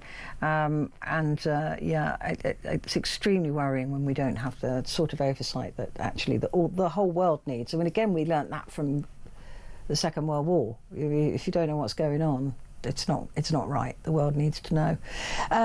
Shall we take a quick break, and then Amy and I will be back in just a moment.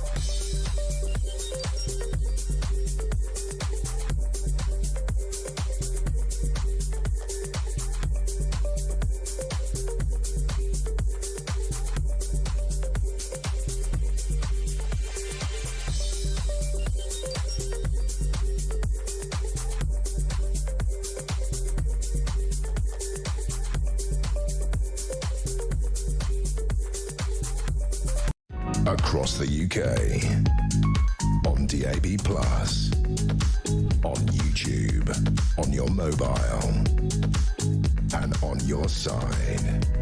This is Talk. Hello there. Good to have your company, and with us at the moment we have Amy Fisher, former Director of Communications for the Conservatives. At the Times for Thursday: hospital hiring doctor to treat elderly patients in corridors. They've specifically recruited a full-time doctor to improve the care for frail older people in A&E corridors. That's genuinely it's not chilling, good, isn't it? Yeah. I mean, look, the one positive spin, if one were trying to look for one, is at least they're accepting the problem. And so and trying not ignoring them. Yeah, exactly, and not ignoring it or not trying to sort of massage figures or anything, but, you know, accepting they have a problem with then, you know, hiring a doctor to try and help these elderly people. As I say, that's sort of really scraping the barrel of seeing anything positive in this. But, you know, so it's another day, another sort of terribly depressing story about the NHS. And, you know, look, within the last few months, the Labour government has made a number of, you know, sort of big set-piece pronouncements about the NHS and how they want to improve it. And I don't doubt that they do. I mean, of course I don't. I mean, everybody wants the NHS to be better. The problem is, it's sort of so broken and it's so been, you know, plaster over gunshot wound type, you know, sellotape and sweat and a bit of hope that it just sort of carries on going, that anything that you try and do. And as I say, I entirely, without getting specific policies, I entirely believe Labour's intention is just, you know, even if all of it works, none of it's going to turn around very quickly. So as I say, sort of just keep the show on the road and you know, try and help people at this point of need, these elderly patients. Then okay, if the hospital needs to hire a doctor, I wish we weren't in that state. I'm just confused as to why we're talking about elderly patients in corridors. I mean, has there been an increase in elderly patients, or are they not getting the beds, and younger people? I suspect it's because they're probably the most vulnerable at the point. I don't have a medical background. That's just a sort of assumption I had made. Yeah, I mean, it just seems, but it is specifically to look after older people. I just don't know why. Yeah. This story caught my eye. This is very odd. Turbines, wind turbines, will be painted black to stop birds flying into them in a bid to cut the number being killed by the blades. So I'm sort of smiling because I actually used to. So this policy has come out of DEFRA, the Department for the Environment, Farming and Rural Affairs. Is that really going to make a difference? I used to work in DEFRA back in the day, and so I'm amused but not at all surprised by any crazy idea that comes out of that department. Like you, I read the sort of copy as it's there on the front page of Thursday's Times. It didn't particularly seem to me to explain why painting the turbines black would help these bird deaths. What it did occur to me was, you know, some people have a problem with turbines being over the countryside anyway. I'm not sure that painting them black is going to make them any more sort of aesthetically. Should paint them green or get artists to paint leaves on them. Why? But as I say, like the ability for DEFRA to come up with slightly sort of odd. But we know this has been an issue me. for Mr. Trump. Kills the birds and the whales. Apparently, I don't know how they kill whales on land, but yeah, apparently bird deaths from turbines has been concern raised by the US president. In a call with Sir Keir Starmer at the end of last year, Donald Trump told him to get rid of the windmills, a reference to the UK's offshore wind turbines. He highlighted the number of birds that are being killed by the blades in the US, joking that coyotes were getting so fat from eating the carcasses that they needed weight loss drugs. Hurrah, hilarious. Trump has signed an executive order halting wind energy projects. Look, if it helps not kill birds by painting them black, but I can't see how. What I sort of then took also, there was a wonderful sort of throwaway Keep line somebody employed, right at the end of the article, which says estimated bird deaths from turbines have been put between 10,000 and 100,000. That's a big It's sweep. quite a bit, which sort of suggests to me no one really knows. They were asked for a figure, so somebody kind of went, somewhere between 10 I mean, and... it's sort of going to be in that ballpark, isn't it? Yeah, I mean, most things are probably in that ballpark. It's fairly easy. Let's have a look at The Guardian for Thursday. Starmer, we know, to press Trump on security guarantees in critical Ukraine talks. And this extraordinary video, this President faces a backlash over the AI vision for Gaza. It's the most bizarre little clip. He posted it on his Truth Social, showing a reimagined Gaza. I said earlier it was a cross between North Korea and Disney. And the weirdest thing with gold statues of Donald Trump all over the place, and him in it's very not a nice photograph of him with a beer in his swimmers, but and Elon Musk and money floating all over the place. But of course he's had backlash for that. Of course Well, he when has. a friend first sent me this, I thought it was a joke. I hadn't actually seen the news, so I watched it and thought it was like something, because he works in tech, so I thought it was something he'd done as like a funny mash-up, crazy thing. Yeah. And then I was like, oh no, this is apparently real. And then yes, this shot of a topless Mr. President Trump and Netanyahu in their swimmers. The one bit about that is, when I looked at the picture, was at least he hasn't tried to give himself a six-pack. That's true. But no, I don't think this wasn't made by Trump. This was made a while ago, a few months ago, when he first mentioned the Gaza. And then he shared it when he wants. And then he decided to put it on Truth Social. Well, my point is that I'm surprised he didn't try and give himself a bit of a more manly. But you're right. It's made people incredibly angry indeed. You know, he does have a swathe of yes, that right-leaning, quite strongly Christian supporters, and so this idolatry of the gold. You know, because there's this huge the AI video depicts like a huge gold statue of Trump, and so there's these various elements, and he's sort of seen with a half-naked woman, sort of belly dancing, and people chucking all this money around. It's really angered people, not just for being sort of mad and what's happening just here, but actually the symbolism. And disrespect, and a child walking with a gold balloon of Donald Trump's head, and a shop selling gold. Like I said, North Korea Disney. That's exactly what I thought. Maybe that's what he liked about it. Sort of like Saddam Hussein-y typey vibes from it. All very strange. Kim Jong Trump. The Mirror. He'll strike again. We're not talking about unions. Starmer warning to Trump. PM calls for united front against Putin ahead of Washington talks. Keir Starmer warned Donald Trump that Russia will invade Ukraine again if the US does not provide it with security. But we don't know what kind of Trump it's going to be. Well, no, but also what I don't really understand is, for a man who sort of famously or infamously wrote this book called The Art Trump, the Art of the Deal, I don't understand how this is a deal. Because he's basically said to Putin, OK, fine, keep all the land, like have loads of minerals, and yes, we'll make those pesky Ukrainians sort of roll over on the whole sort of security guarantees bit. That's not a deal. That's literally saying to Putin, what do you want? OK, fine. Yep, done, sign, boom. Well, we don't know. I mean, look, the deal could be a palace being built for Trump for after his term in office, or some people are suggesting that they've carved up the world between them, and some of the greater conspiracy theorists are saying, right, Poots, you can have the whole of Europe, China, you can have the whole of Asia, and I'll just take Canada this bit over here, and we won't interfere with each other. Greenland, do you mean red, white and blue land? But the sort of, and I don't want to go down a wormhole, but when you sort of refer to conspiracy theories, the problem is the world is so mad now. It is so mad now, yeah. I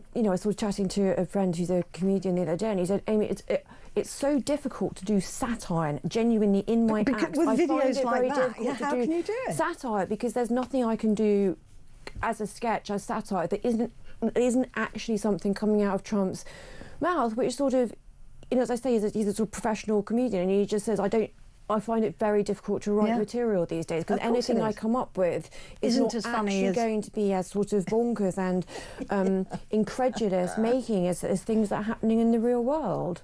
I just think it's. I mean, I wouldn't want to be in Starmer's shoes, mind you. They were bought for him anyway, weren't they? But anyway, I wouldn't want to be in his shoes. To go and meet Donald Trump, because to be honest with you, I couldn't stand to be in that man's company for even a split second. Just my personal opinion, but it is with him going into presumably the Oval Office, he doesn't know what he's going to get, and he doesn't know what Elon Musk has been dripping into Trump's ear, because Elon hates Keir Starmer. So. It'll be interesting, and I do mean that if he comes out with nothing, that might be the best we can hope for. And what is so sort of I agree. And what must be so disconcerting for me is to your point about he doesn't know what to expect. There's no way to prep for this meeting. No. Because this is also actually the other thing that I do quite like about Keir Starmer. I mean, he takes his job seriously, and I do believe that he sort of, puts time into preparation and reading and all this kind of thing. I may not always agree with where that preparation leads him in terms of policy, but I do believe that he's very diligent in that way. Yeah. But there's absolutely no prep or no, practice sort of you could do with your aid that can in any way help you go in? I mean, if you were training him, if you're doing media training or Donald Trump training, I mean, it could go anywhere. And there's just no way to say, right, watch out if he starts talking about, apparently he's very fond of menus and talks about menus a lot. He collects them. And I thought it was just a McDonald's menu. I guess he famously sort of likes But maybe there's lots of different McDonald's menus from around the world. I mean, there is a McDonald's in Russia, in Moscow. Oh, that's a good point. I mean, presumably Keir, because obviously whenever you have like a visiting, you know, you're going over there, there's meant to be a sort of, you know, the exchange of little gifts of some sort. I mean, usually little Moscow McDonald's menu. Well, I mean, again, I'm just not sure whether this could possibly be true or not. But it is true. It is true. Apparently. Right, so the Daily Mail for Thursday, again, Starmer set to blow defence billions on Chagos surrender. I think, are they conflating two different things here, or is it a good point? Well, so this again was at PM. So there was already whilst Keir Starmer committed to increasing defence spending, it then very quickly ran into this row about what that actually meant in real terms. The government had seemed to be suggesting it would be around 13 billion. The IFS, the Institute for Fiscal Studies, incredibly well-respected body, sort of said, well, no, actually, in real terms over that time period, it'll probably be closer to 6. So that was sort of one part of the row of, oh, well, actually, Starmer, this great bung for the armed forces actually seems to be only about half of what you said it was going to be, as admitted by your own defence minister, you know, earlier Wednesday morning.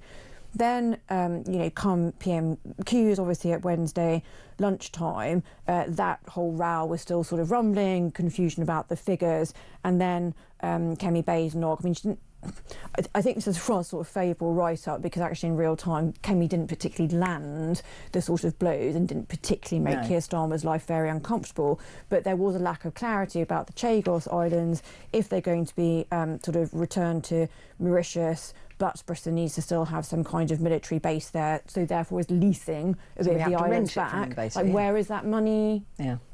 How is that leasing being paid for? So, I mean, the general row being, you know, how sort of, once you get under the bonnet of it, how impressive is all these extra billions that Starmer, you know, was very firmly coming out and saying that he was going to, you know, give to the national defence. Actually, when you start picking it apart, it's not as shiny as it seemed to be on the surface. Yeah, and also it leaves foreign aid hugely depleted. Decimated. Because a lot of, well, there's certainly a bunch of money from foreign aid is being used to house migrants in hotels in this country. Yes, no, there are some extraordinary calculations around, you know, when this cut to pay for the increased defence spending sort of comes in, that actually it looks like the majority that is then left in that foreign aid budget will end up, exactly as you've just said, being spent here for housing migrants in hotels. Hotels. So it's really a, whether you are in favour of increased defence spending, which I wholeheartedly am. Me too. And previously I have been, you know, I was somewhat sceptical about exactly where DC had pegged the 0.7 commitment of GDP. You know, I was sceptical about that. Even given those two things, I'm not particularly comfortable where this has landed up today, with exactly what's going to be left for foreign aid. What fascinates me, just briefly, because we've got to go to a break, is why it isn't commonly talked about. When people go, all the migrants and all the hotel bills and everything like that, it is coming out of the foreign aid budget. Why parties don't talk about that? Because then the public can go, oh wait, oh right, so that's okay. So that's not extra pressure on us so much, but it is the foreign aid budget that is paying for it. No, I agree. I just think it's sort of no government of any hue has been particularly good about explaining what the foreign aid budget is spent on anywhere. That's true. Be it on the hotels here for the migrants or whatever projects it is abroad. There's just to come back to what's been a bit leitmotif of this conversation, is just a bit of a lack of transparency about it, which leaves people feeling confused and sceptical. Yeah, and then going, well, they're taking money from us. Right, quick break. But Amy and I will be back in just a moment.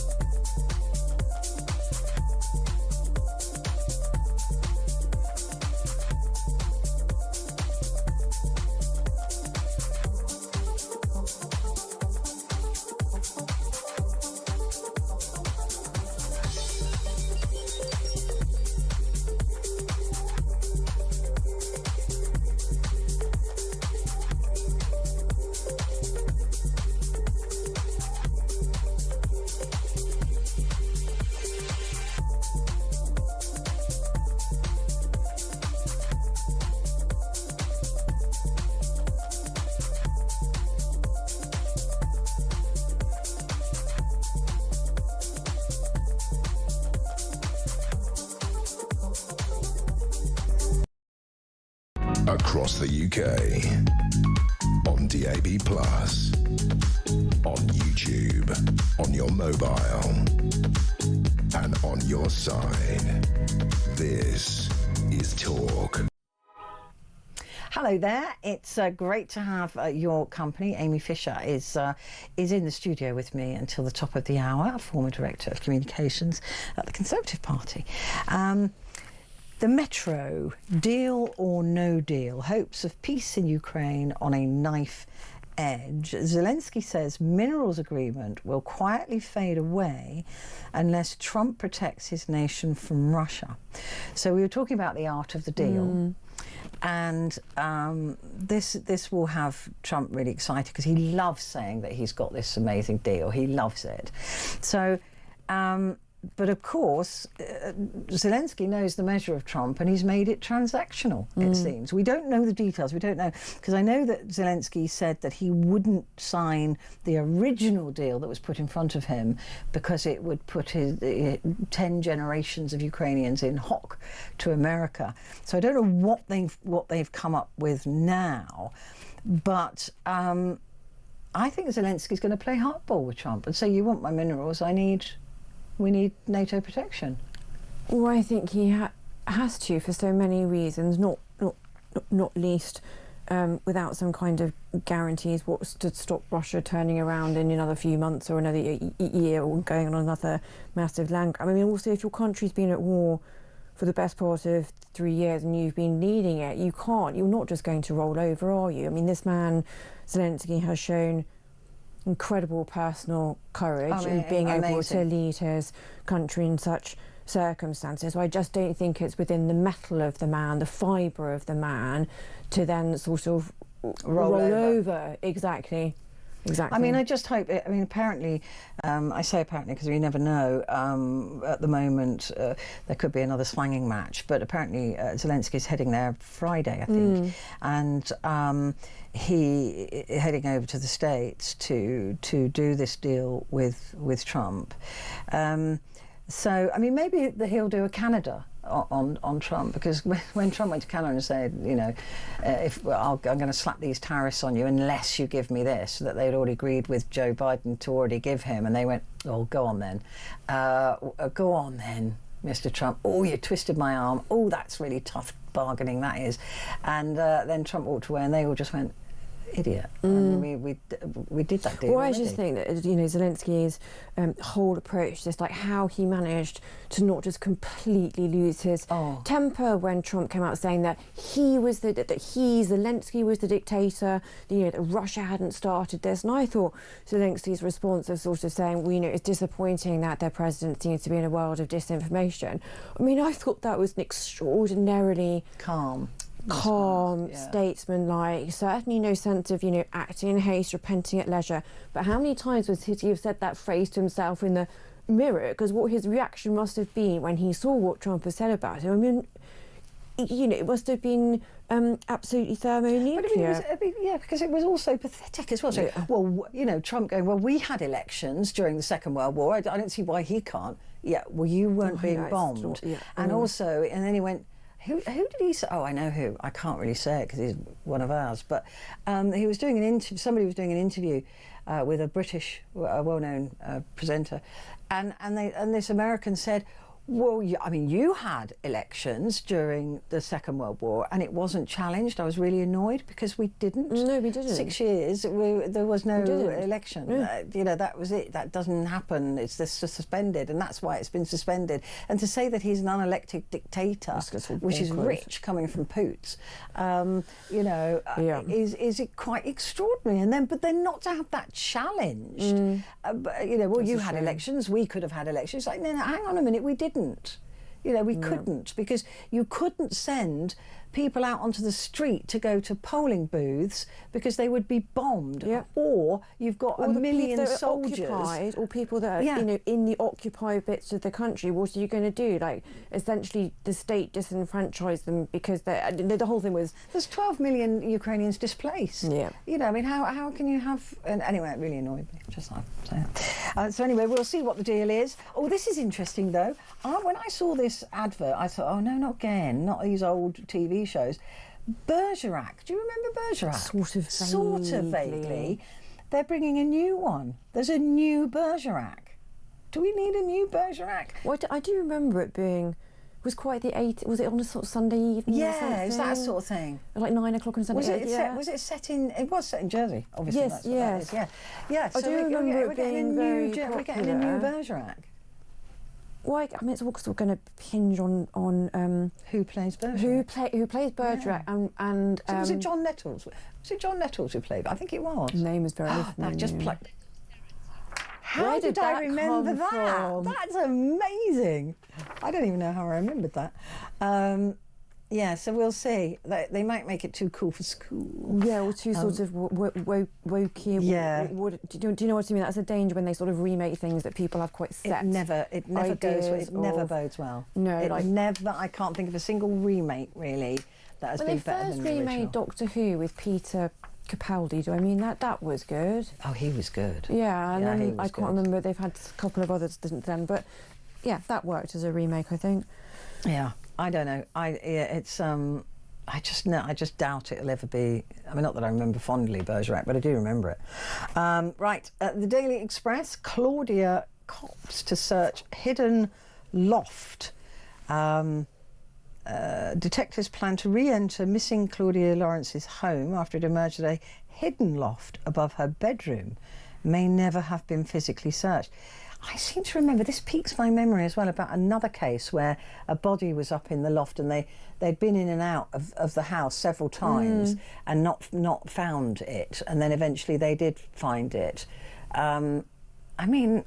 With this story, so it was in 2009 that Claudia Lawrence went missing, and this is one of these stories that sort of pops up quite regularly in sort of true crime dramas and podcasts and this sort of thing, because it's just so strange how sort of young woman, a chef, just normal sort of social circle and friends and close to her family, ostensibly no sort of problem, has just literally disappeared whilst walking to work. There have been a number of investigations, and obviously her parents have kept campaigning to try and find out if there ever can be any answers. There's been various, sort of, people got a bit obsessed with the world of her sort of private life and whether she'd been having a sort of affair with a married man, all of this kind of thing. But the long and the short of it is, at the end of the day, to all intents and purposes, this very sort of normal young woman going about her normal daily routine just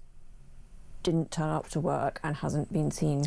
I'm just confused as to why do they know there's a secret loft? Well, one of the last I'm a bit of a fan of like true crime sort of dramas and whatnot. So one of the last things I sort of saw, I think it was an ITV thing or something a few months ago. They interviewed a police officer who'd worked on he's now retired, but had worked on, as I say, in 2019, the original inquiry, and he was very firmly of the belief that sort of locally things were known, and that for whatever reason people had not come forward with information that they had, but that his belief was, with the passage of time, whoever the characters are involved, people might be less afraid to come forward to say what they know. So, as I say, that was something I watched a couple of months ago, so it might be that there has literally sort of locally been a tip-off because somebody now feels that they are able to do that in a way that they weren't, some sort of 15 odd I just don't know how you can search a house and not recognise that there's a vacuum somewhere in the building. No, it does seem very strange. Not least because I think her mother had sort of left the home completely as it was. So I don't know, would your parents know if you had a secret loft? It does, as I say, all seem very strange, which, as I say, it may have come from somebody. They've had a new bit of information which has sort of led them down this path. Yeah, well, listen, to a degree, I hope for the parents' sake that they do find something. And finally, just very quickly, the Daily Star, Trumpyland. This is the Daily Star, of course, just showing pictures of this video that's gone viral that has upset everybody about Trump. Trumpyland, Gaza, it says. Amy, thank you very much indeed. Amy Fisher there.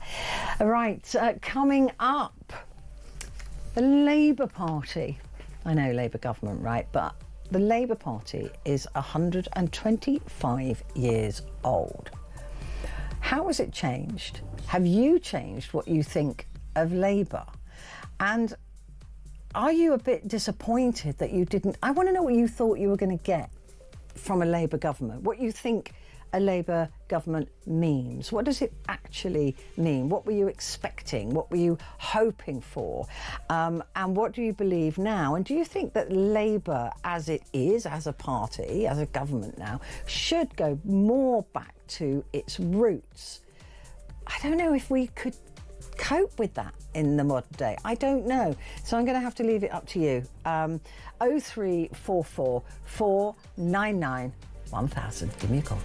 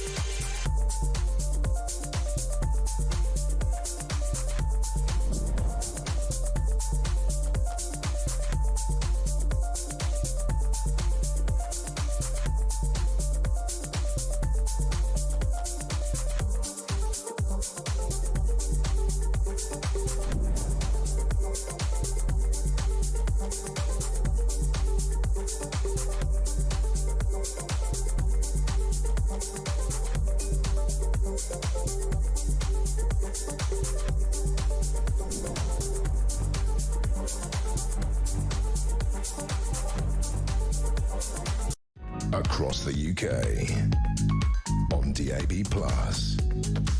on YouTube, on your mobile, and on your side.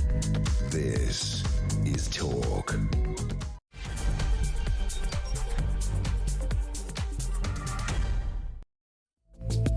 Hello, good morning. Right, it's over to you now. Your chance to have your say.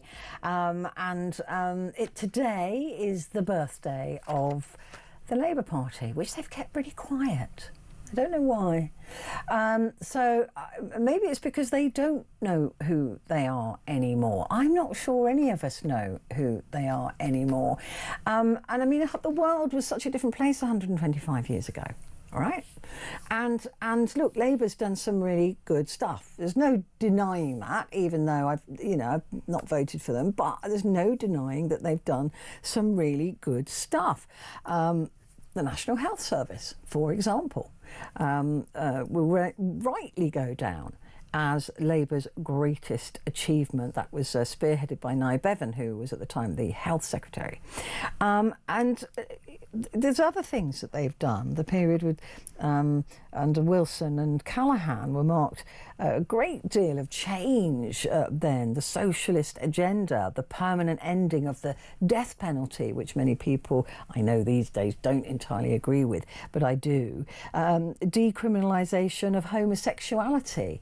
That's an absolutely vital thing that had to happen. Legislation to outlaw racial discrimination. These were all Labour ideas. These were all Labour ideas that were pushed through. Barbara Castle, do you remember the name Barbara Castle? That's Secretary of State for Employment, who brought about significant change to our education system. And she brought in the Equal Pay Act of 1970, which I have to say, Barbara, has not gone that well. But I guess we're all still working at it. There's so much that Labour has done and has achieved for the good of, I mean, Gordon Brown. The best thing that Gordon Brown did, and look, he sold off the gold cheaply. That was a bad idea. But he separated the Bank of England from the government. It was the most, I mean, up until then we were having interest rates of like 17% because it was the government that was deciding what the interest rate should be based on a whim. So that was brilliant that Gordon Brown did that. He separated the Bank of England and the government, and now the Bank of England makes those decisions, who are way more qualified to make those decisions than any government of any hue or colour. So, you know, they've done a lot of good things. I'm desperately trying to think of all the good things that the Tories have done, and I'm not joking that I can't. I mean, I don't like either of them, to be honest. But, you know, social justice, civil partnerships, the Equalities Act, the Human Rights Act, legislating for opportunity for all, cancelling the debt for the world's poorest countries, and they brought about the first Climate Change Act, which, again, whether you agree with it or not, there's a legacy there. There's a legacy from Labour. Where is it now? What is it? What is the Labour government? What is the Labour Party? What does it mean to you? Are you a member of the Labour Party? I'd love to hear from you if you are. And do you recognise the Labour of today? When you hear all those things that Labour has achieved, what it's done, what are we expecting this Labour government to achieve in its 125th year? And I don't know whether a Labour government of old is even necessary in this modern day, because there are so many laws now and protections for people. Do we need that level of sort of unionisation and all of that Labour brought about? I don't know. You'll have to tell me. I've never been a member of the Labour Party. I look at all of them now. I promise you, I think they're all as bad as each other. I genuinely do. I have no love for any of them. Any of them. I think they're all a waste of oxygen at the moment. Like I said earlier, it's like when you sit on a Cadbury's cream egg and you get up and you didn't realise it was there and it's all melted. Right? It's this homogeneous lump of stuff that is barely recognisable. That's what politics is to me at the moment. A few bits of differences here and there, where the yolk is and the stuff, but otherwise it's just a mess. And that's the way I see it. There's no clear division. There's no clear, this is what Labour is and this is what the Tories are.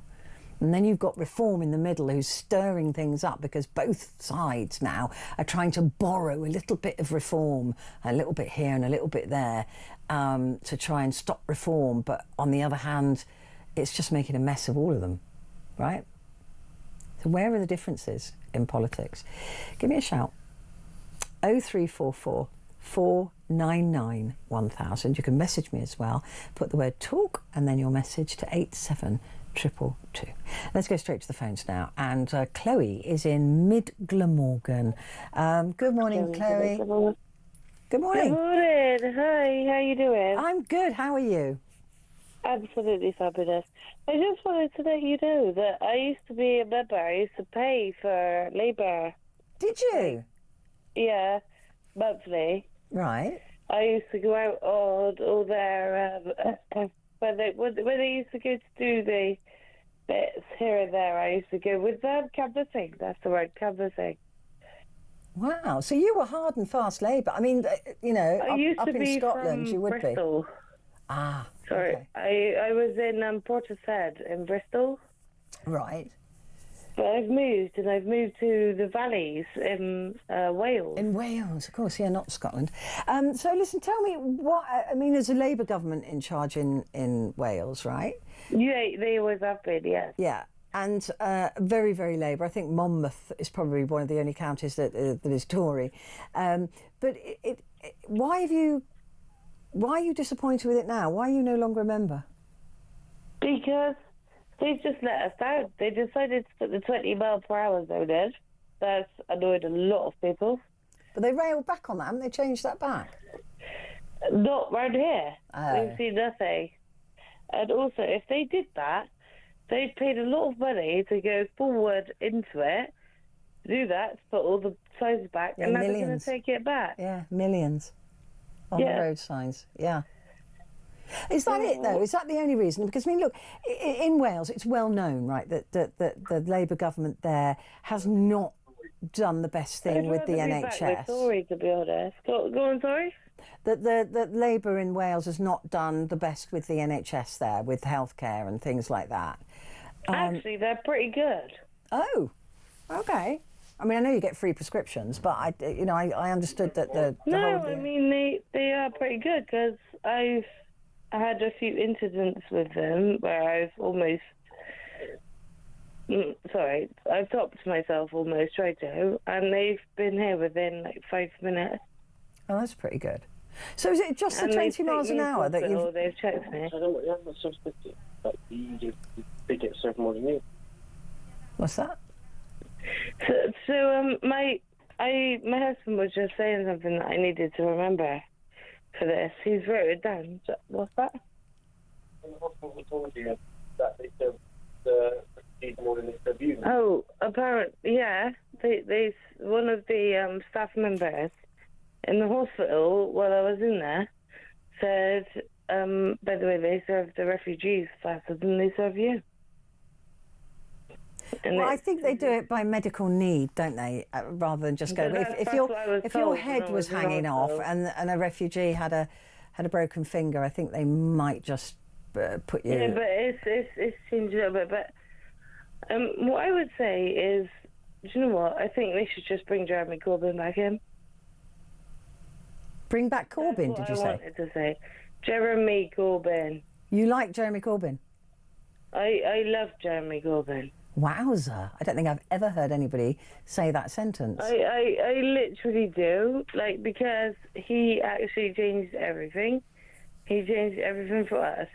But okay, he was against leaving, but I'm now against leaving in general, because I think that the human rights will be lost. Yeah, we mustn't lose the Human Rights Act. I mean, it's a very small document and we mustn't lose it. Chloe, thank you very much indeed. Andrew in Salisbury has said the left-wing movement is finished. The second a person can't tell the difference between a man and a woman because of politics, it's over for them. Yeah, that was just stupid, wasn't it? I mean, that was dumb. But I am... This is why I'm asking this question about the left-wing movement. It's about the Labour Party of old. Is that even relevant today? I mean, even if you believe in societal good, and you believe, which I do, and I believe in the welfare state. I think that, if we can support people when they desperately need support, that is a good thing. I believe in having the NHS. I believe in, equality. I believe in all of the good things. I believe in the Human Rights Act. I believe in the right to have your own religion and to practice that without fear. I believe that law and the church should be separate. I believe that the government and the church should be separate. All of these things I believe in, but I've never voted Labour.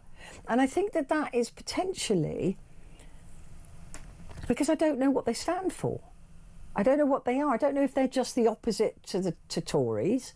I don't know if they're even that anymore. I mean, there used to be a dividing line, right? But is there still a dividing line? I don't know. I mean, in principle, I think I'm liberal in principle, but All of those things you'd think that would make me be a Labour voter, but it isn't, doesn't, hasn't. Stephen is in Manchester. Hi, Stephen. How are you doing, Petrie? You okay? I'm good. How are you? Yeah, I'm kind of just getting over what that girl just said about Corbyn. So, yeah, I've never heard anybody say that. I believe I can fly, sort of thing, something like that. But anyway, no, she sounds like a really. I'm not being patronising at all. Or patronising. Patronising. I like that. Patronising. Yeah, that we should coin that. That's a good word. Coin that. Yeah. Patronising. You wanted to talk about Gordon Brown as well. I actually like the guy. Yeah, I think he did that one thing that he did in separating the Bank of England from government was the best thing that any politician's ever done. I think fiscally he was pretty good, but he was just like in the grips of Blair, and then Blair went, "Yeah, we're going to do this for about 10 or 12 years," and then Blair just, oh God. But didn't they make a pact? Do you remember? They decided that. Do you remember that programme, Channel 4 programme? That was good.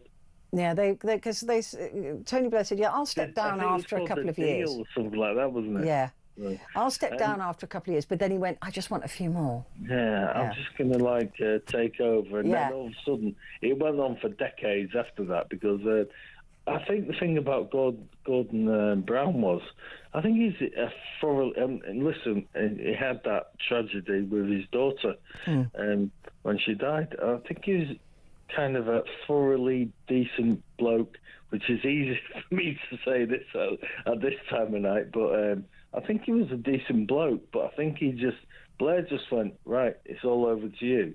And then, do you know what really winds me up, Petrie? Can I say this? Yeah. How can you get a guy that goes and causes carnage in the Middle East, which basically has probably led to all the problems we've got now, and then he becomes a Middle Peace envoy? Come on. I know. Don't even. I completely agree with you. You know what I mean? We're on the same. Yeah, I wish Tony Blair would shut his mouth and do one.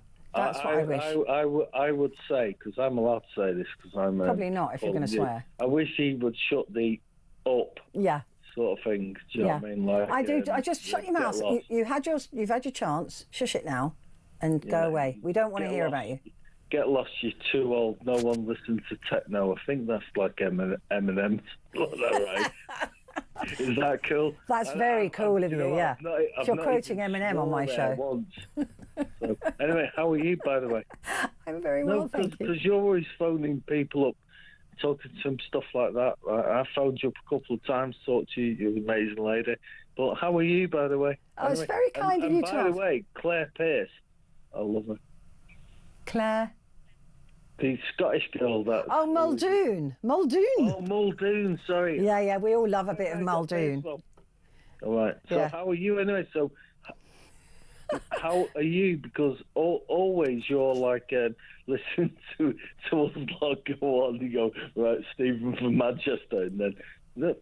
How are you, by the way? So, I know, because I'm interested in what people... I'm very well, actually, and this is my last show this week, so I know that I've got a few days that I can just relax. Well, I say relax, I've got to help my son with moving, but I don't mind doing that. Good to speak to you, Stephen. Thank you very much indeed for the call. Always a pleasure. And it's nice to be asked, so thank you very much indeed. I'm going to take a break. Back in a sec.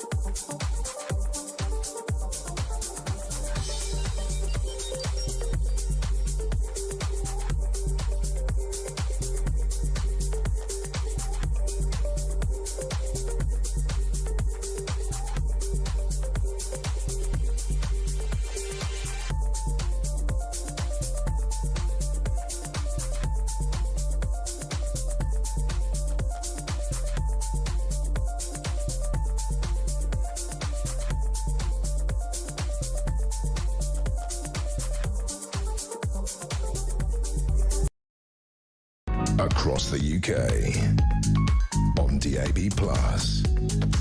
on YouTube, on your mobile, and on your side. This is Talk. Hello there, and a good morning to This Is Talk, and it is Petrie here with you until 1 o'clock. I've just got to tell you that my sister is staying with me tonight, and I said to her, I said, look, I don't know what my dog would ever do if he saw me on the telly. I'm fascinated to know what he would do if he saw me on the telly, because if I'm in the room and I put me on the telly, A, that's weird, right? But B, he'd just go, yeah, well, you're in the room, I don't care. So I said, do it and film what he does. You know, is he going to look up and go, oh my gosh, it's my mummy, I really adore her. Oh, look at that, it's amazing, and just stare at me lovingly? No. He grabbed his sausage, walked out of the room, went straight and lay on my bed. So, harsh critic, my dog, but there you go. I thought it would be a magical moment, but as usual, like children, they let you down, don't they? Anyway, that's not what we're talking about. We are talking about what Labour has become and what it was, and the journey that it's had so far, and why what did we expect from a Labour? I think that is it. Let's look at what did we want or expect from a Labour government, especially if you voted for them. What did you just think, oh, I just don't want the Tories, which everybody can completely understand after the mess they made of everything. But what, if you had to put into a phrase what you would expect from a Labour government, give me a call and tell me, and let's see how far away they are from your expectation of a Labour government to the actual Labour government that we've got. And the reason we're talking about that today is because today the Labour Party is 125 years old. Give me a call, 0344 499 1000. Oh, look at this. This is interesting, isn't it? Petrie Hosken, with your clear bias for Labour. What have I been saying all night? Do you not listen?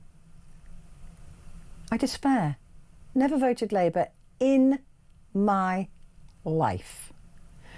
Clear bias for Labour and your left-wing ideology. What? The ideology that wants everybody to be treated nicely? Oh, shoot me now. God, what a horrible person I am. What, because I agree with the NHS, I agree with equality, I agree with the welfare state, I agree with supporting people when they're at their most vulnerable. Oh my God, what a horrible beast of a cow I am. That's awful. I'm somewhat surprised that you're employed and broadcasting on talk radio. You must be very unpopular with the talk radio presenters. No, we all get on. Thank you very much. I don't really see them, obviously, because we all have different shows at different times. But I tell you, let me give you some advice, Mr. or Mrs. Brave person who hasn't even bothered to leave me their name because you're such a chicken and you're probably sitting in your granny's basement with grey underpants on and grey bra if you're a woman. Well, you might be if you're a man as well. This is a debate channel. This is where you get different views, different conversations, and just because you don't like what somebody's saying doesn't mean you have to be rude and pathetic. And maybe you'd have a little bit more respect for your comment if you'd actually left your name. Weak, pathetic, go away. That said, let's go to the phones now. Ben is in South Wales. Hello, Ben. Sorry, I just had to deal with an idiot. Yeah, right. It's standard, isn't it? I'm afraid it is standard, yeah. They're always very brave without leaving their name. It's just cowardly patheticness. Anyway, carry on. Right. I was just listening to you about Labour. I did vote Labour, and I wouldn't have known that I did, but I feel like I've been let down because I am a full-time working person. Right. And I have... You know, it's hard to see a dentist or anything. So when you voted, was it the first time you voted Labour, or have you always voted Labour? No, I've always voted Labour my whole life. What is, to you, what does a Labour government mean? They need to help us. Right. They need to help people who support the country and people who put money into the country. Yeah, I would agree. But I think it's just the people who put money into the country, the taxpayers, we're just forgotten about now. Oh yeah, we're just cash cows. Because I need to have a tooth removal. They want me to pay about £300. where I got to pay my rent, I got to pay for food, I got to pay to feed my dogs, and I got to feed my spiders, and that. And like, why should I go to work every day in pain, where I can't afford to get treatment? Whereas if you were unemployed, you would get that treatment for nothing. Well, yeah, straight away. I agree. I know. I think this is a real issue, isn't it? At the moment, is that there doesn't seem to be any government, really. I think that thinks about us. I don't know what they think they're doing. I don't know what job they think they've got, but it doesn't seem to ever filter down to what we actually need, right? No, that's like I'm not slagging off the unemployed and stuff, but you know, I simply can't afford that. I got to go to work. I'm dosed up on paracetamol or ibuprofen because I got to get ready for that pain because I simply can't afford the treatment. Sorry. Can you get it done? Do you have any A&Es around you with a dental department? Yeah, but there's a big waiting list. I'm on 11-month waiting list. I mean, that's ridiculous. That's ridiculous. You have to pay £300 to get a tooth taken out. Yeah. Whereas it's a dead tooth. I've tried the root canal. Yeah. And I paid £180 towards that, and it failed. And they're basically charging me more to do it, where I just simply can't afford it. No. And tooth pain, I think, is the worst pain in the world. Mistreated. So what would you want this government to do as a Labour government? I mean, this is what really disappoints me, is that I'm not even talking about taxing the very rich individual people, although I do think they should pay more.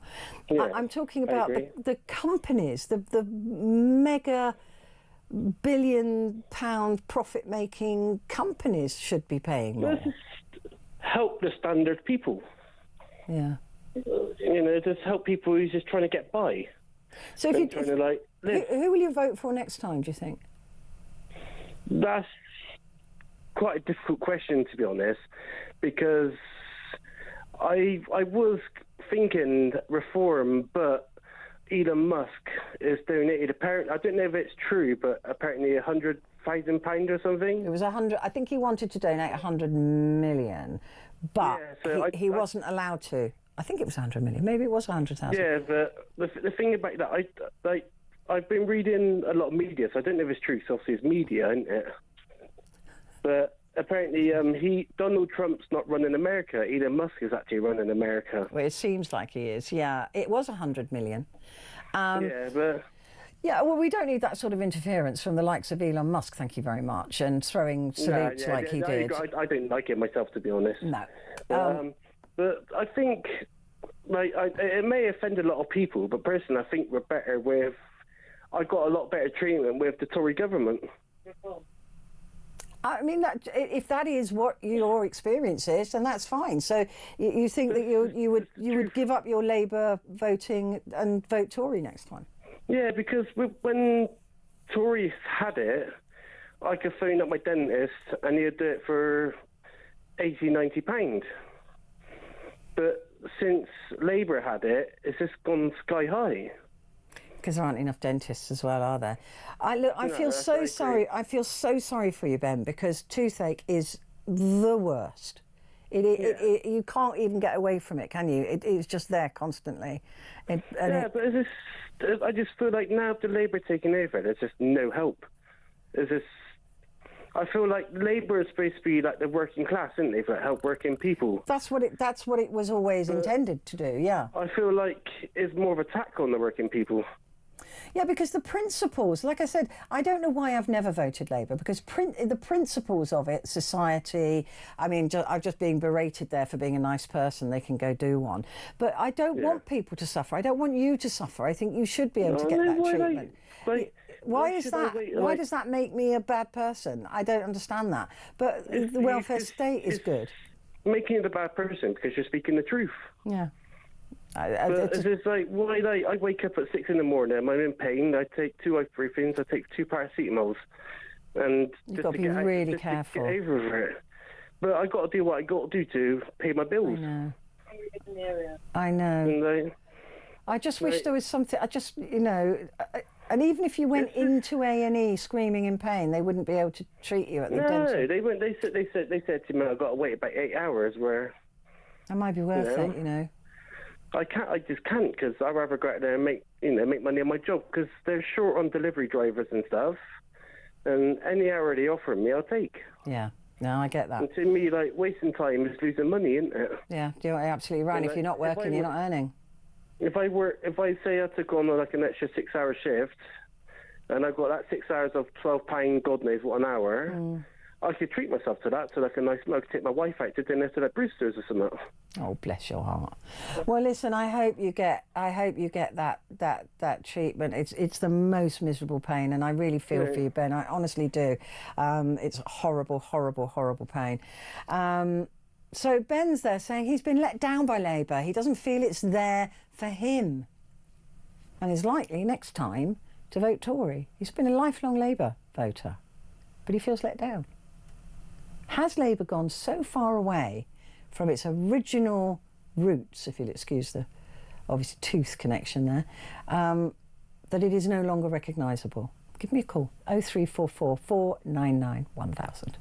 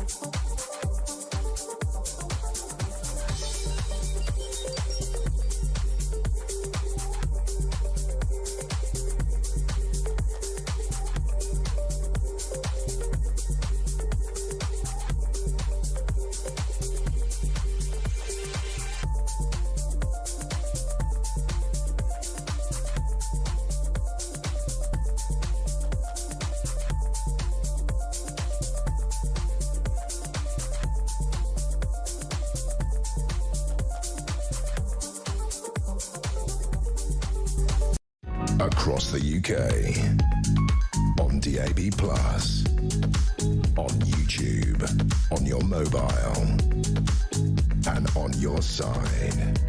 This is Talk. Hello there, good morning to you. It's Petrie here with you until the top of the hour. And Kevin has called in from Hull. Hello, Kevin. Good morning, Petra. Good morning, how are we? We're good. I've just had my birthday the other day. So, happy birthday. Yeah. Was it a big one? No, it's next year. I'm 59 young. That is miles away, isn't it? 60. Before we start talking, I just want to ask you a question, if I can. Go on then. Right. You have several people who talk with you before this, and there's a Scottish guy. Is it Bothman from Scotland? Oh, John Boothman, yeah. Yes, lovely guy. Isn't he? Just a question. Yeah. If you had the choice or the ability, like Andre and the other pillar, who would you have beside you on your talk show? Oh my gosh. If you really could. If I really could. If money was no object, who would you have in your career? Oh, gosh, that is a question. OK, for any money in the world, Stephen Fry. Really? Yeah. I love him. Stephen Fry, possibly Ricky Gervais. Yeah. Yeah? I prefer Stephen Fry. Yeah, I think we should talk to the boss, see if we can get Stephen Fry, and I might just budge over for him. Yeah, Stephen Fry would be my choice. That would be interesting. Yeah, I'd love that. I'd be starstruck though. It'd be pathetic, but I would love it. That's such a good question. I like that. Yeah, well, that's that. The other question was, you said you did a couple of shows ago, you wouldn't wear a short skirt. But if you did, can you dust the backdrop? Skirting boards. That's very naughty. Sorry. That's all right. That's all right. I can take banter. I love it. I worked with the armed forces for 9 years, so if you can't take banter, you certainly can't work with them. So, Kevin, you 59 years young. Where are you politically? Well, parents were Conservatives. Okay. We came from a small town in Barrow-in-Furness, and Margaret Thatcher, the main suppliers in Barrow were the shipbuilding yards. They built Invincible, Coventry. That's a real Labour area, though, traditionally, right? It was. But then she cut the workforce by half. So that was not half the workforce, half the families. And the next year she cut it by half again. So that's why we ended up moving to Hull. Right. And I voted for Labour, not for long, because I'll be honest with you, in my lifespan, there's been good and there's been bad in both sides. But there's no benefits for me personally as a working class person. I think what it is with the government, and I'll say this, is do the government, in your eyes, have the grasp of what the country is today? No. Multinationality, multi-religion. I don't think they do. I do think they're in a. It's the Westminster class. They're in a bubble. No, they're not on the streets. They don't go shopping. You know, there's not beggars on the corner asking for money outside the off license. They don't see all this. You know. No, it was when. Do you remember when Jackie Smith went for a walkabout in London at one point? It was a few years ago now, and she was wearing a stab vest. When she was with the police. Do you remember that? Yeah. That's what we're talking about, is that they don't have the basic understanding of what it's like not to walk around London, or to walk around London without a stab vest and 14 police officers around you, right? So that, to me, was just very symbolic of the disconnect between politicians and the people who walk around every day without a stab vest on, right? Well, you're absolutely right. I mean... It's going back a bit, but I live in Hull and lived in Hull for a long time. But Prescott, he seemed to be more of a down-to-earth bloke. He was in the Merchant Navy. He was a boxer, and he got. But wasn't John Prescott Two Jags? Wasn't he called Two Jags? Well, wouldn't you? I love a jag. And they used to have two Jags. I can't remember. The reason was, I think, was for his wife's hair. Do you remember her? That's right. She had the cotton wool. But he was on about petrol and travel, and his wife used one of the Jags to get her hair done. And when it was done, she drove to so-and-so because she didn't want the wind to blow it. That's right. And she used to have that really backcomb sort of candy floss type of hair. Do you remember the B-52s, the girls in the B-52s? Yes. Yeah. So look, he. This right northern fella, and he punched that guy, and he was a scrapper. The wrong guy. Yeah, I know. But even he was corrupted to a point with the position of politics. Yeah, and it's like that guy that punched that guy when he came out drinking. He's been sentenced for 10 days. Amesbury. Yeah, Mike Amesbury. I watched the video, and it was like, oh my God. Shocking. Well, first of all, he is what he is. You don't go... If you go drinking and people love you, that's great. But when you go drinking in a town, there's a part of that town that aren't Labour. Of course, and they're still your constituents, though, right? I've had a couple of bevies, but the thing is, he went out and he smacked the guy, and he was a young guy. who was stood next to him, and he didn't try and break it up. It was as though he was supporting his shoulders, stopping him falling over while he was punching him.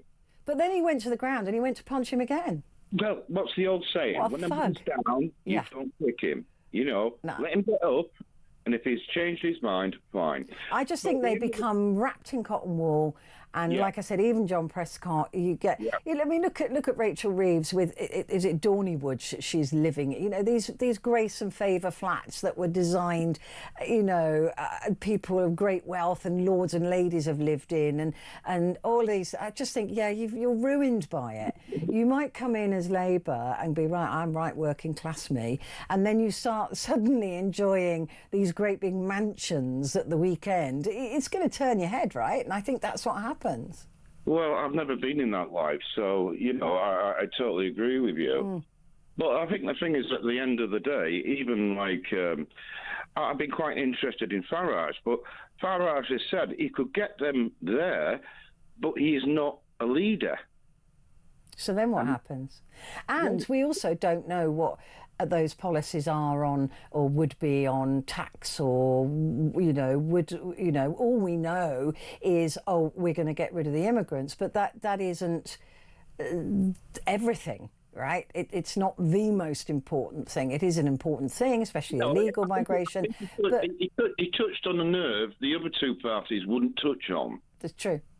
And I think that's when Joe Public got behind him. Because if you've got a hotel near you, you're right. Yeah, he's right. He's right. You know. Of course, and he's probably more understanding of people's anger because he's a pub goers and he drinks his pints. People probably tell him, but again, that is a kind of echo chamber because people who don't agree with Nigel Farage won't go up to him in a pub necessarily, or go and talk to him, or tell him that they don't agree. So you get this echo chamber around you that feeds back your own views. Yes, absolutely right. See, the thing is with me, I think I talked to listened to the chat show the other night about the MP that knocked that guy to the ground, and he's got 10 days, and I don't know. 10 weeks, 10 weeks, sorry, and he'll still get paid. Is it? Yeah, 91 grand, £17,500. Right, between me and you, right, where do the courts stand on this? You know, what if I was a judge, I would freeze all his assets. Yeah. I would freeze everything. Yeah, we're still paying his rent on his second flat. You know, we're still paying all of his expenses for his constituency office. He's not lost a thing. Just a couple of weeks paid holiday with Bruno, the thing is with that guy, cellmate. You don't go out in a local pub or whatever. You know, go to a Labour pub or something of like I say, like an MP bar or something like that. And that's why they've got MP bars, and they've got enough of them, right?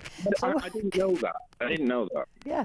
They can go and be whatever they want to be in the MP's bar. But you're right, just show a bit of common sense and intelligence. And I think that is desperately lacking in our political classes. Kevin, I think you're wonderful. And at 59 years old, never grow up, all right?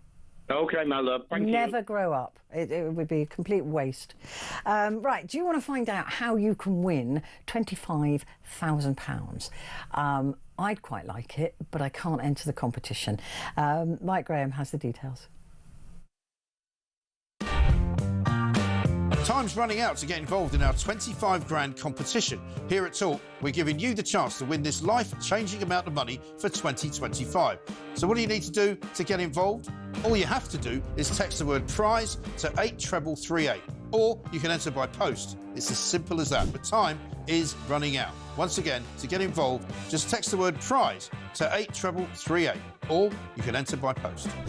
18 plus, UK excluding NI. Enter by SMS for £2 plus one standard network charge by 11 p.m. on March the 3rd, 2025. Or send your name, email and contact number to £25,000 cash competition, PO Box 3190, Colchester CO2 8GP, to arrive by 5 p.m. on March the 6th, 2025. This is a News Broadcasting Network promotion. Full terms and conditions at talksport.com. That would help, wouldn't it? That would be really good. I could spend that on my absolutely awful garden. Such a mess. Anyway, I've got to take a quick break, but I will be back.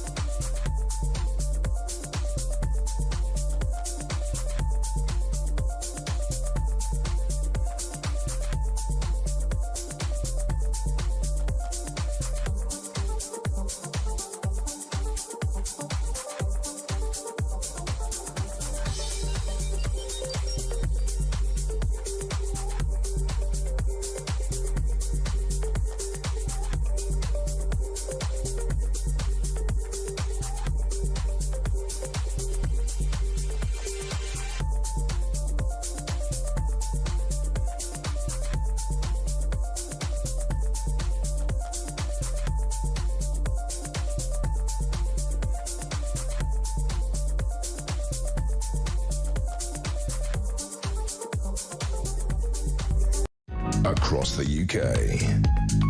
On DAB+. On YouTube. On your mobile. And on your side. This is Talk. Hello there, it is Talk and it is Petrie here with you until 1 o'clock. And I just want to say that I always say this about this hour. This is my favourite hour of the show because I get to talk to you guys. And that might sound a bit sort of schmaltzy, but it is true. It makes my day. It really does. It makes the show. And also for the communications that you give me. I've just got a message here from Alan saying, "Hi Petrie, well done for putting that idiot texter in their place. You look great as usual." Thank you. I watch your 3 shows every week. Alan, thank you very much indeed. And that's matters to me because you try to build something here of a family or you know, if not then just a friendship group or just people who feel free that they can call in and have a conversation. And I might not agree with you and you might not agree with me, but we don't shout at each other, we're not rude to each other, and it's just a really nice space, and you've helped me build that. And to that I just want to say I was told in the break, Anne, what you've done, what you've offered to do, and I know you don't want me to talk about it on air, and I won't. I will honour that, but you are an incredibly kind and special person, and that is the most wonderful thing that you've offered to do. You're awesome. Thank you. And that's why I love this hour particularly, because of people like you, and thank you for doing that. It's very kind. Anyway, let's get back to the calls, and I'm going to talk to Ali now, who's in West Yorkshire. Ali, a very good morning. Ali? Hello? Hello, you're on air with Petrie. Hi, how are you? Hi, I'm good, thank you. How are you? Yeah, good, thanks, yeah. Good. Now, you were a Labour member. Yes, I was, yeah. What's changed? Well, I was, since I was able to start voting, I was Labour. Basically, my family's all lifelong Labour voters, and I became a Labour voter, but I literally tore up my membership, cancelled it. The day after, Keir Starmer said it was basically all right to Israel to completely just destroy Palestine, and Palestinians do whatever they want, starve them, cut them off, this and that. That was the final straw for me. Did he actually say that, or you that's what you believed he was inferring? That's what he was suggesting? Well, when that LVC, when they said to him, do you agree when they say they can cut off the water, cut off the electricity, stop medicine, basically starve them, collective punishment? He said, yeah, they can do that, that's fine. I saw that whole interview, and from that point, the next day, I literally tore up my membership, and yeah, I'm basically politically homeless since then. Really? Yes, yeah. I mean, there are things that I think everybody, it is their straw that breaks their back, right? It is that, like, that is it. That is fundamentally so against everything I believe that I can no longer vote for a party that supports that. Exactly. And that is so difficult because so many people are politically homeless for whatever was the straw that broke their back, right? You know, for Ben, it's the inability to get his tooth done and the pain that he's in the whole time. We all have that breaking point. So what are you thinking politically? Because I don't know that the Tories are much to write about either. Oh no! Don't get me wrong. Like, I'd never vote Tory. No, because like I'm me and my family, we're working class.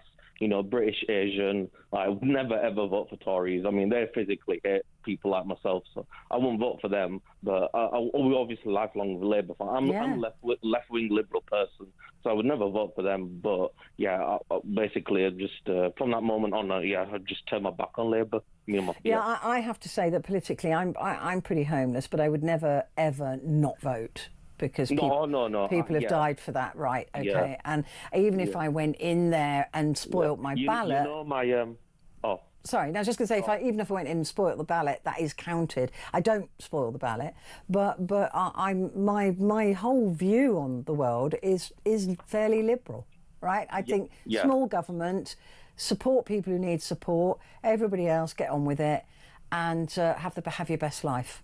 That's me. Yeah, exactly. Yeah. Well, I'm the same, like, because my grandfather served this country in the Second World War for the British Indian Army at the time.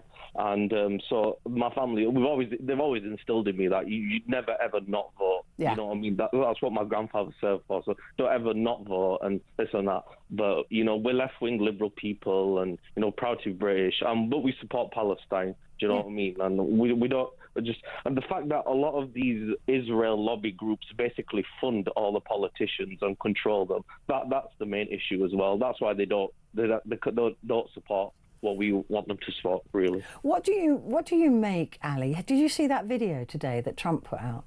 Yeah, of course, yeah. What? I mean, I wish I could swear, because the words that I want to use. What did you make of that? It's not, what can I say? It's just not surprising. Like, America is basically the Zionist state. Like, for us, that's about Palestine. We see Israel and America basically the same thing. So there's no surprise there, to be honest, frankly. But I mean, the people of Gaza. I mean, even if it's bombed, it's your home, right? Well, exactly. And they've been moved around before. I'm appalled. I'm absolutely appalled by that video. So what do you think you'll do next time? Is it a case of like going fringe, going green, or liberal, or? It depends, because like Labour could basically change, you know, because obviously under Corbyn it was like really like far, left wing, but we were basically we loved Corbyn basically. You know, like the first call he had on that said that loved Corbyn, and he said you'd never heard that. That's only the second time I've ever heard it in my life. But I mean, Corbyn was swung the other way on the Israel-Palestine issue, though, wasn't he? And I think it's more nuanced than people go, oh, it's either their fault or their fault. This has been going on for so long, and the nuances within it. Nobody should be being brutalised and killed. And look what's happening in the West Bank at the moment. Don't even get me started. So you know, I mean, there's but Hamas were wrong too. So there's wrong on you can't apportion it. I can't say what percentage, but there's wrong in that entire region. So I think that Corbyn for me was too much the other way, and I don't think that's helpful. It just isn't helpful to be that sort of, you know, poles apart. That's not how peace is decided or even achieved, and it certainly isn't achieved by Donald Trump calling it Trump Gaza. So yeah, that's not going to work. Ali, it's absolutely wonderful to talk to you. Thank you so much for calling. Brilliant call, thank you. Right, Gary has said, morning Petrie, I think Labour has let down so many of their voters, including the pensioners and farmers. I hate being called far right because I'm worried about where the UK is heading. I feel politically homeless just now, but feel we need new blood, so I'll be voting Reform next time. Great show as always. So that's from Gary, thank you. I mean, I hate people being called far right when they're not far right. Right, that doesn't make any sense to me. People who are quite rightly upset with the situation, quite rightly upset with politics, quite rightly upset with the unfettered, both legal and illegal migration. I don't think that makes you far right. I don't believe that makes you far right. There are things that would make you far right, and we've certainly seen those sort of behaviours from Steve Bannon and Elon Musk. That undoubtedly makes you far right to be throwing those salutes around. So I don't think necessarily voting Reform would make you far right. It depends why you're voting it, I guess. You know your politics, you know who you are. So I wouldn't ever throw that at you, Gary. I really wouldn't. Oliver said, hi, Petrie. Labour needs to get back to understanding the working class. I'm 19. I live in Yvette Cooper's constituency. We've been screaming about the issue of uncontrolled mass migration, but we've been talked down. About 2018, 2019, we started to really notice the prevalence of drug gangs, mostly Albanian drug gangs, using our area to set up massively profitable operations, supplying many places beyond our area. It's destroying the fabric of our area, drug use gone up, and dragging young people into the cycle. We can see it, but we're told to deny it. And that's from Oliver in Pontefract. And that is actually indicative of what I was saying earlier, that these politicians are in a bubble. They have no idea, Oliver, what it is like to be a 19-year-old living in those circumstances and seeing those things happening. They don't, and they want to shut you up by calling you a racist, and you're not. Just because you're concerned about that does not make you a racist. It doesn't make anybody a racist. I mean, if you were doing it because you just hated all people of colour, then that makes you a racist. But being concerned about drugs gangs doesn't. And it's really quite devastating that governments are shutting down this debate, because I'm telling you for nothing, it'll be shutting down debates like that and complaints like that that do lead us to having a far-right government in this country. So it'll be Labour's fault because they're not addressing the concerns of the everyday people, in my view. Lindsay says nobody knows anything about Starmer because he's done everything to keep his wreck of a life secret. Oh boy, there are things I could tell you, but I can't actually. The man couldn't lie straight in bed, couldn't run a bath. He tells us his career has been successful. Prove it. Just like a growth in the economy, repeating it does not make it true unless no one is allowed to question him. His father wasn't a tool maker, he was a toy maker. I think he was a tool maker, but he wasn't a tool maker. He was a manager of a tool factory. Anyway, he's a disgrace and a danger to this country and should be removed, and his cronies are turfed out with him. There you go, that was from Lindsay. Ben's just said, I think they should bring back the Tories over Starmer. Really? What do I do? Read more? I'm in that funny place, aren't I? Right, I'm going to talk to Gemma, but it has to be really quick. Gemma, good morning. Good morning. How you doing? I'm good, thank you. We've got about a minute. I know. So you posed the question, does the Labour Party need to go back to its roots? And I say yes. Yeah. But would it work? Would it work this day and age? No, I've no idea. But you know what? Well, my father was born in 1931. Okay. Which takes you back a bit. So he lived for 93 years. He saw some changes. I know. Wow. He's seen a lot. A lot of changes you know what in that time. He said, right? Remember when I said to him before he died, right? Dad, I umpired a cricket match in Mozambique with girls playing it, and bizarrely, the South